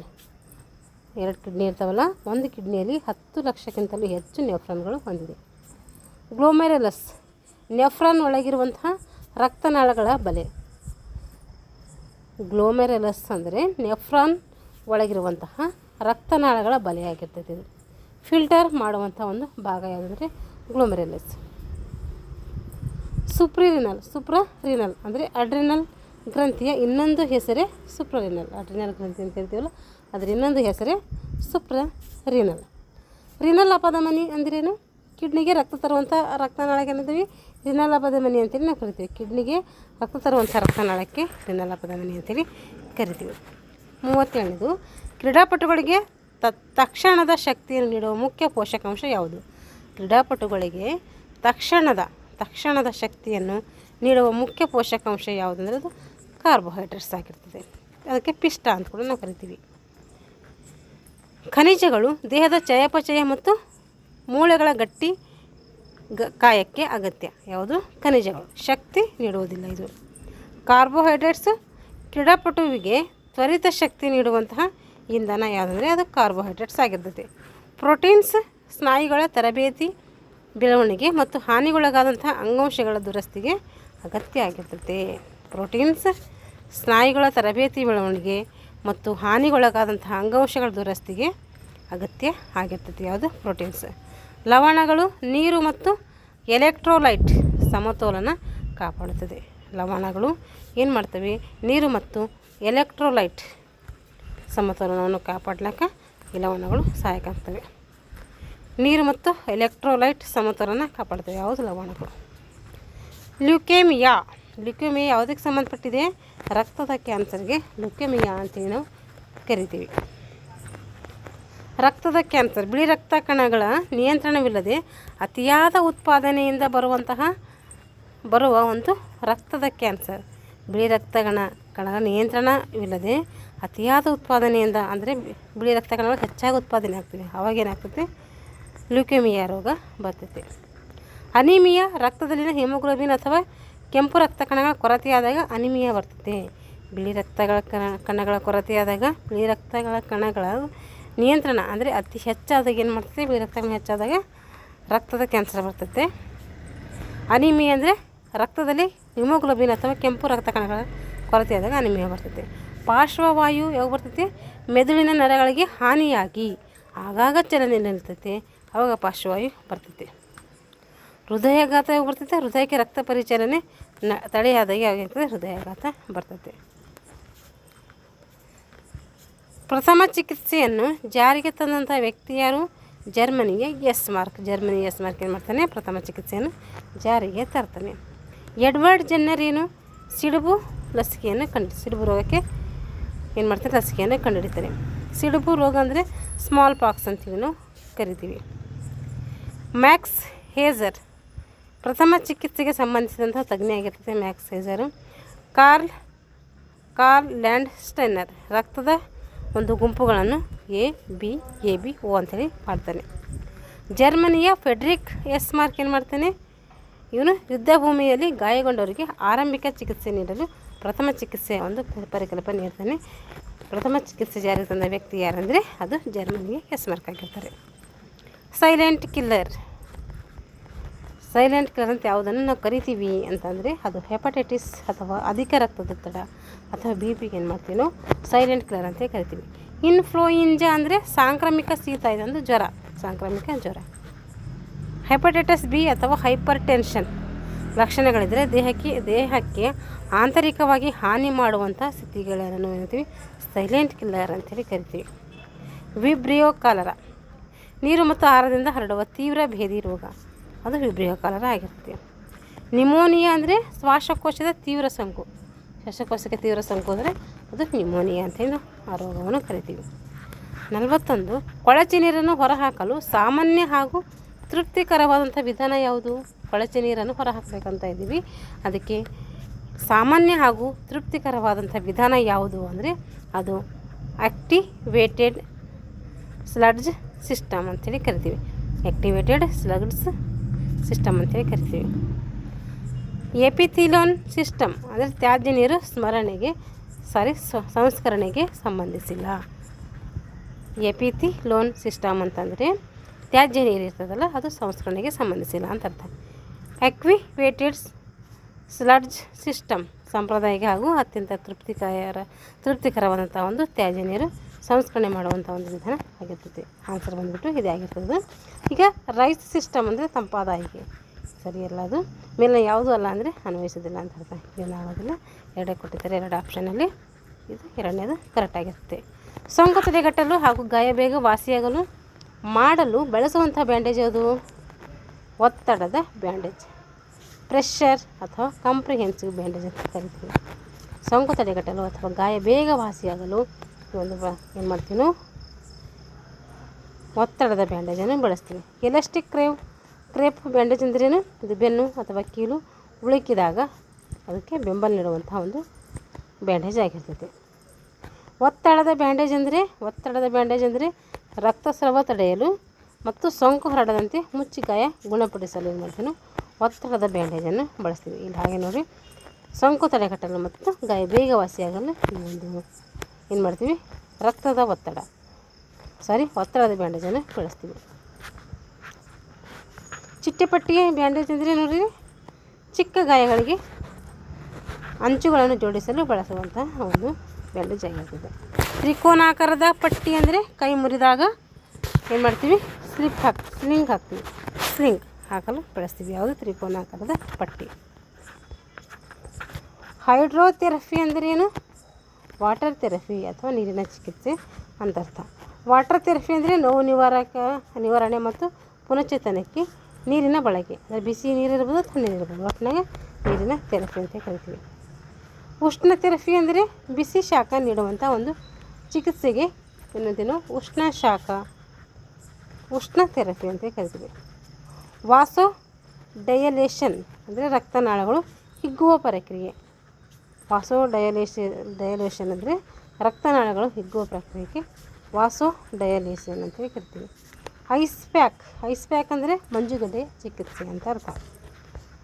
ಕೆಳಗಿನ ಯಾವ ವೈದ್ಯಕೀಯ ಸ್ಥಿತಿಯಲ್ಲಿ ಕ್ರಯೋಥೆರಪಿ ಐಸ್ ಚಿಕಿತ್ಸೆ ಬಳಸುವುದನ್ನು ಕಟ್ಟುನಿಟ್ಟಾಗಿ ನಿಷೇಧಿಸಲಾಗಿದೆ? ಕೆಳಗಿನ ಯಾವ ವೈದ್ಯಕೀಯ ಪರೀಕ್ಷೆಯಲ್ಲಿ ಕ್ರಯೋಥೆರಪಿಯನ್ನು ಏನು ಮಾಡ್ತೀವಿ ಬಳಸೋದನ್ನು ನಿಷೇಧಿಸಿದ್ದೀವಿ ಅಂತಂದರೆ ಅದು ರೋನಾಲ್ಡ್ ರೋಗ ಅಂದರೆ ಶೀತವಾದ ಮೊಣಕಾಲು ಉಳುಕು ಅಂದರೆ ಐಸ್ ಚಿಕಿತ್ಸೆ ನೀಡುವುದು ಸೂಕ್ತ. ತೀವ್ರವಾದ ಮೊಣಕಾಲು ಉಳುಕು ಆಗಿದ್ದರೆ ಅಲ್ಲಿ ನಾವು ಐಸ್ ಚಿಕಿತ್ಸೆ ನೀಡಬೇಕು. ರೈಸ್ ಚಿಕಿತ್ಸೆ ನೀಡಬೇಕು. ಇಲ್ಲ ಐಸ್ ಅಂತ ಕೊಟ್ಟಿದ್ದಾರೆ, ಇದು ರೈಸ್ ಅಂಥೇಳಿ ಆಗಬೇಕು. ರೈಸ್ ಇದು.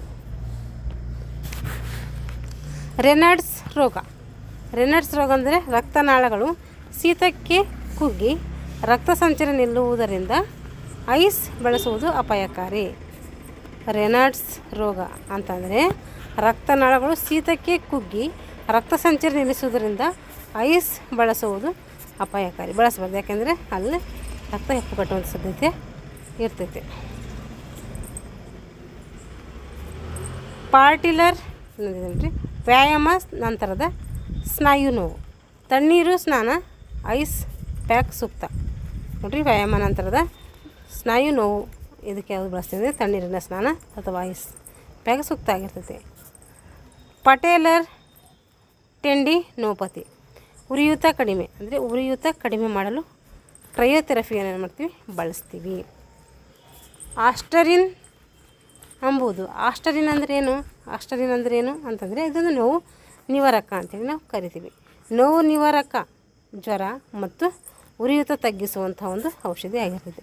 ನೋವು ನಿವಾರಕ ಏನಾಗ್ತದೆ? ಜ್ವರ, ನೋವು ಮತ್ತು ಉರಿಯೂತ ತಗ್ಗಿಸುವಂಥ ಒಂದು ಅವಧಿ ಇದಾಗಿರ್ತದೆ. ನಿದ್ರಾಹೀನತೆ ಅಂದರೆ ನಿದ್ರಾಜನಕ ಮಾತ್ರೆಗಳ ಕಾರ್ಯ. ನಿದ್ರಾಹೀನತೆ ಅಂದರೆ ನಿದ್ರಾಜನಕ ಮಾತ್ರೆಗಳ ಒಂದು ಕಾರ್ಯ ಆಗಿರ್ತದೆ. ಕಣ್ಣಿನ ದೋಷ ನಿವಾರಕಕ್ಕೆ ಏನು ಮಾಡ್ತೀವಿ ನಾವು? ಕಣ್ಣಿನ ಶಸ್ತ್ರಚಿಕಿತ್ಸೆ ಮಾಡ್ತೀವಿ. ಕನ್ನಡಕ್ಕೆ ಇದು ಸಂಬಂಧಿಸಿದ್ದು. ಕಣ್ಣಿನ ಶಸ್ತ್ರಚಿಕಿತ್ಸೆ ಅಂದರೆ ಕನ್ನಡಕ್ಕೆ ಸಂಬಂಧಿಸಿದ್ದು. ತೂಕ ಕಡಿಮೆ ಮಾಡುವುದಂದರೆ ತೂಕ ಇಳಿಸುವ ಒಂದು ರಾಸಾಯನಿಕವಲ್ಲ. ತೂಕ ಒಂದು ರಾಸಾಯನಿಕ ಅಲ್ಲ ಅದು. ಈಗ ಕ್ರೀಡಾಪಟುಗಳಲ್ಲಿ ನರಮಂಡಲವನ್ನು ಉತ್ತೇಜಿಸಲು ಮತ್ತು ಸ್ನಾಯುಗಳ ಟೋನ್ ಹೆಚ್ಚಿಸಲು ಬಳಸುವಂಥ ಲಯಬದ್ಧವಾದ ಶೈಲಿಯ ಮಸಾಜ್ ಯಾವುದು? ಅದು ಟ್ಯಾಪೋಟೋಮೆಂಟ್. ಕ್ರೀಡಾಪಟುಗಳಲ್ಲಿ ನರಮಂಡಲವನ್ನು ಉತ್ತೇಜಿಸಲು ಮತ್ತು ಸ್ನಾಯುಗಳ ಒಂದು ಟೋನ್ ಹೆಚ್ಚಿಸಲು ಬಳಸುವಂತಹ ಒಂದು ಲಯಬದ್ಧವಾದ ಶೈಲಿಯ ಮಸಾಜ್ ಯಾವುದಾಗಿರ್ತೈತೆ ಅದು ಟ್ಯಾಪೋಟೋಮೆಂಟ್ ಆಗಿರ್ತೈತಿ. ಮಯೋಫ್ಯಾಶಿಯಲ್ ರಿಲೀಸ್ ಅಂದರೆ ಸ್ನಾಯುಗಳ ಮೇಲಿನ ಒತ್ತಡ ಸಡಿಲಗೊಳಿಸುವಂಥ ಒಂದು ವಿಧಾನ. ಡೀಪ್ ಟಿಶ್ಯೂ ಫ್ರಿಕ್ಷನ್ ಅಂದರೆ ಆಳವಾದಂಥ ಅಂಗಾಂಶಗಳ ಚಿಕಿತ್ಸೆ ಆಗಿರ್ತದೆ. ಇನ್ನೊಂದು ಸ್ಟ್ರೆಚಿಂಗ್ ಅಂದರೆ ಸ್ನಾಯುಗಳು ಹಿಗ್ಗಿಸುವಂಥ ಒಂದು ವ್ಯಾಯಾಮಕ್ಕೆ ಅನ್ನೋದನ್ನು ಸ್ಟ್ರೆಚಿಂಗ್ ಅಂತ ಕರಿತೀವಿ. ಟ್ಯಾಪೋಟೋಮೆಂಟ್ ಅಂದರೆ ಲಯಬದ್ಧವಾಗಿ ತಟ್ಟುವುದು ಅಥವಾ ಕುಟ್ಟುವುದರ ಮೂಲಕ ನರ ಉತ್ತೇಜಿಸುವಂಥ ಒಂದು ಮಸಾಜ್ ಆಗಿರ್ತೈತೆ. ಟ್ಯಾಪೋಟೋಮೆಂಟ್ ಅಂದರೆ ಲಯಬದ್ಧವಾಗಿ ತಟ್ಟುವುದು ಅಥವಾ ಕುಟ್ಟುವುದು, ಇವೆರಡು ಮಾಡುವುದರ ಮೂಲಕ ನರ ಏನು ಮಾಡಬೇಕು ನಾವು ಉತ್ತೇಜಿಸುವ ಮಸಾಜನ್ನು ಟ್ಯಾಪೋಟೋಮೆಂಟ್ ಅಂತೇಳಿ ಕರಿತೀವಿ. ಸ್ಟಿಚಿಂಗ್ ಅಂದರೆ ಸ್ನಾಯುಗಳನ್ನು ಹಿಗ್ಗಿಸುವ ಒಂದು ವ್ಯಾಯಾಮ. ಡೀಪ್ ಟಿಶ್ಯೂ ಫ್ರಿಕ್ಷನ್ ಅಂದರೆ ಆಳವಾದಂಥ ಅಂಗಾಂಶಗಳ ಚಿಕಿತ್ಸೆ. ಮಯೋಫೇಶಿಯಲ್ ರಿಲೀಸ್ ಅಂದರೆ ಸ್ನಾಯುಗಳ ಮೇಲಿನ ಒತ್ತಡ ಸಡಿಲಗೊಳಿಸುವಂಥ ಒಂದು ವಿಧಾನ. ಪ್ರಶ್ನೆ ಕೇಳಿರೋದು ಕ್ರೀಡಾಪಟುಗಳಲ್ಲಿ ನರಮಂಡಲವನ್ನು ಉತ್ತೇಜಿಸುವ ಮತ್ತು ಏನು ಮಾಡಬೇಕು ಸ್ನಾಯು ಟೋನ್ ಹೆಚ್ಚಿಸಲು ಬಳಸುವ ಲಯಬದ್ಧವಾದ ಶೈಲಿಯ ಮಸಾಜ್ ಅಂದರೆ ಟ್ಯಾಪೋಟೋಮೆಂಟ್ ಆಗಿರ್ತದೆ.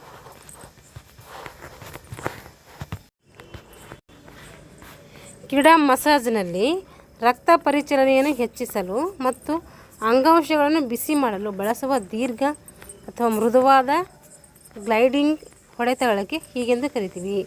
ಕ್ರೀಡಾ ಮಸಾಜ್ನಲ್ಲಿ ರಕ್ತ ಪರಿಚಲನೆಯನ್ನು ಹೆಚ್ಚಿಸಲು ಮತ್ತು ಅಂಗಾಂಗಗಳನ್ನು ಬಿಸಿ ಮಾಡಲು ಬಳಸುವಂಥ ದೀರ್ಘ ಅಥವಾ ಮೃದುವಾದ ಗ್ಲೈಡಿಂಗ್ ಹೊಡೆತಗಳಿಗೆ ಹೀಗೆ ಕರಿತೀವಿ. ಏನು ಕರಿತೀವಿ? ಎಪ್ಲೋ ರೇಜ್ ಅಂತ ಕರಿತೀವಿ. ಪೆಟ್ರಿಸೇಜ್ ಅಂದರೆ ಸ್ನಾಯುಗಳನ್ನು ಹಿಂಡುವುದು, ಹಿಸುಕುವುದು. ಟ್ಯಾಪೋಟೋಮೆಂಟ್ ಅಂದರೆ ಲಯಬದ್ಧವಾಗಿ ತಟ್ಟುವುದು. ಪೆಟ್ರಿಸೇಜ್ ಅಂದರೆ ಸ್ನಾಯುಗಳನ್ನು ಹಿಂಡುವುದು ಮತ್ತು ಹಿಸುಕುವುದು. ಎಪೋರೇಜ್ ಅಂದರೆ ಮೃದುವಾಗಿ ಸವರುವ ಅಥವಾ ಗ್ಲೈಡಿಂಗ್ ಮಾಡುವಂತಹ ಪ್ರಾರಂಭಿಕ ಮಸಾಜ್ ವಿಧಾನ. ಪೆಟ್ರಿಸೇಜ್ ಅಂದರೆ ಸ್ನಾಯುಗಳನ್ನು ಹಿಂಡುವುದು ಮತ್ತು ಹಿಸುಕುವುದು. ಟ್ಯಾಪೋಟೋಮೆಂಟ್ ಅಂದರೆ ಲಯಬದ್ಧವಾಗಿ ಹೆಚ್ಚಿಸುವುದು, ಲಯಬದ್ಧವಾಗಿ ತಟ್ಟುವುದು ಅಂತ ಅರ್ಥ ಟ್ಯಾಪೋಟೋಮೆಂಟ್.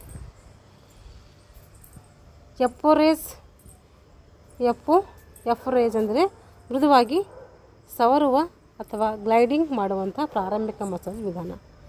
ಫ್ರಿಕ್ಷನ್ ಅಂದರೆ ಘರ್ಷಣೆ ಉಂಟು ಮಾಡಿ ಆಳವಾದ ಭಾಗಕ್ಕೆ ಮಸಾಜ್ ಮಾಡುವುದು, ಅದಕ್ಕೆ ಫ್ರಿಕ್ಷನ್ ಅಂತ ಕರಿತೀವಿ. ಇಲ್ಲೇನು ಕಡಿದೆ ಕ್ರೀಡಾ ಮಸಾಜ್ನಲ್ಲಿ ರಕ್ತ ಪರಿಚಲನೆ ಹೆಚ್ಚಿಸಲು ಮತ್ತು ಅಂಗಾಂಶಗಳನ್ನು ಬಿಸಿ ಮಾಡಲು ಬಳಸುವಂತಹ ದೀರ್ಘ ಮತ್ತು ಮೃದುವಾದ ಗ್ಲೈಡಿಂಗ್ ಹೊಡೆತಗಳಿಗೆ ಹೀಗೆ ಅಂತ ಕರಿತೀವಿ ಅಂದರೆ ಎಪೋರೇಜ್ ಅಂತೇಳಿ ನಾವು ಕರಿತೀವಿ. ಏರೋಬಿಕ್ ತರಬೇತಿಯ ಪ್ರಮುಖ ಪರಿಣಾಮ ಏನು? ಅಂತಂದರೆ ಇಲ್ಲಿ ಸರಿಯಾದ ಉತ್ತರ ಗ್ಲೈಕೋಟಿಕ್ ಅಥವಾ ಆಮ್ಲಜನಕದ ಸಾಮರ್ಥ್ಯ ಹೆಚ್ಚುವುದು. ಏರೋಬಿಕ್ ಮಾಡೋದ್ರಿಂದ ಏನಾಗ್ತೈತೆ? ಆಮ್ಲಜನಕ ಸಾಮರ್ಥ್ಯ ಹೆಚ್ಚಿಗೆ ಆಗ್ತೈತೆ. ಇಲ್ಲಿ ಲ್ಯಾಕ್ಟಿಕ್ ಮಟ್ಟ ಹೆಚ್ಚುವುದು, ಲ್ಯಾಕ್ಟೈಟ್ ಮಟ್ಟ ಹೆಚ್ಚಾಗುವುದು. ಇದು ಏನು ಮಾಡೋದ್ರ ಮೂಲಕ ಹೆಚ್ಚಾಗ್ತೈತೆ ಅಂದರೆ ಇಲ್ಲಿ ಆ್ಯನರೋಬಿಕ್ ತರಬೇತಿಯ ಪರಿಣಾಮದಿಂದ ಲ್ಯಾಕ್ಟೇಟ್ ಮಟ್ಟ ಹೆಚ್ಚಾಗ್ತೈತೆ. ಕಾರ್ಡಿಯೋವಾಸ್ಕ್ಯುಲರ್ ಅಥವಾ ಗ್ಲೈಕೋಟಿನ್ ಕೆಪಾಸಿಟಿ ಹೆಚ್ಚುವುದು. ಯಾವುದು? ಕಾರ್ಡಿಯೋವಾಸ್ಕ್ಯುಲರ್ ಅಂದರೆ ಅದು ಹೃದಯ ಮತ್ತು ಶ್ವಾಸಕೋಶ ಹಾಗೂ ಆಮ್ಲಜನಕದ ಒಂದು ಬಳಸುವ ಸಾಮರ್ಥ್ಯ ಹೆಚ್ಚುತ್ತದೆ. ATP ಶೇಖರಣೆ ಕುಗ್ಗುವುದು. ಶೇಖರಣೆ ಹೆಚ್ಚಾಗುತ್ತದೆ, ಇಲ್ಲಿ ಕುಗ್ಗುವುದಿಲ್ಲ. ATP ಶೇಖರಣೆ ಕುಗ್ಗುವುದು ಅಂದರೆ ಶೇಖರಣೆ ಹೆಚ್ಚಾಗ್ತೈತೆ, ಕುಗ್ಗೋದಿಲ್ಲ. ಇದೆ ಮಾಂಸಖಂಡಗಳ ವಿಭಜನೆ ಅಂದರೆ ಇದು ಹಾನಿಕಾರಕ ಒಂದು ಸ್ಥಿತಿ. ಮಾಂಸಖಂಡಗಳ ವಿಭಜನೆ ಅಂದರೆ ಅದು ಹಾನಿಕಾರಕ ಒಂದು ಸ್ಥಿತಿಯಾಗಿರ್ತದೆ. 49ನೇದು ಎಂಡೋರೆನ್ಸ್ ಅಂದರೆ ಕಷ್ಟ ಸಹಿಷ್ಣುತೆ. ಶಾರೀರಿಕ ಸಾಮರ್ಥ್ಯವನ್ನು ಯಾವ ವಿಧಾನದಿಂದ ಅಭಿವೃದ್ಧಿಪಡಿಸುವಿರಿ? ಎಂಡೋರೆನ್ಸ್ ಕಷ್ಟ ಸಹಿಷ್ಣುತೆಯನ್ನು ನಾವು ಯಾವ ವಿಧಾನದಿಂದ ಪರಿಹರಿಸ್ತೀರಿ ಅಥವಾ ಹೆಚ್ಚಿಗೆ ಮಾಡ್ಕೊಳ್ತೀರಿ ಅಂತಂದರೆ ಅದು interval training. Part leg training ಅಂದರೆ ವೇಗ, ಆಟ ಮತ್ತು ಕಷ್ಟ ಸಹಿಷ್ಣುತೆಗೆ ಏನಾಗ್ತದೆ? ಸಹಕಾರಿಯಾಗ್ತದೆ. ವೇಟ್ ಟ್ರೈನಿಂಗ್ ಅಂದರೆ ಇದು ಅಭಿವೃದ್ಧಿಗೆ ಆಗ್ತದೆ, ಸ್ನಾಯುಗಳ ಅಭಿವೃದ್ಧಿಗೆ ವೇಟ್ ಟ್ರೈನಿಂಗ್ ಮಾಡ್ತೀವಿ ನಾವು. ಸರ್ಕ್ಯೂಟ್ ಟ್ರೈನಿಂಗ್ ಏನು ಮಾಡ್ತೀವಿ, ಒಟ್ಟಾರೆ ದೈಹಿಕ ದಕ್ಷತೆ ನಡೆಯೋದಕ್ಕೆ ಸರ್ಕ್ಯೂಟ್ ಟ್ರೈನಿಂಗನ್ನು ನಾವು ಮಾಡ್ತೀವಿ. ಇಂಟರ್ವೆಲ್ ಟ್ರೈನಿಂಗ್ ಅಂದರೆ ವಿಶ್ರಾಂತಿ ಮಧ್ಯ ಅಂತರಗಳೊಂದಿಗೆ ಸಹಿಷ್ಣುತೆ ಹೆಚ್ಚಿಸುವ ಒಂದು ಅತ್ಯುತ್ತಮ ವಿಧಾನ ಏನಾಗಿರ್ತದೆ, ಇಂಟರ್ವಲ್ ಟ್ರೈನಿಂಗ್ ಆಗಿರ್ತದೆ.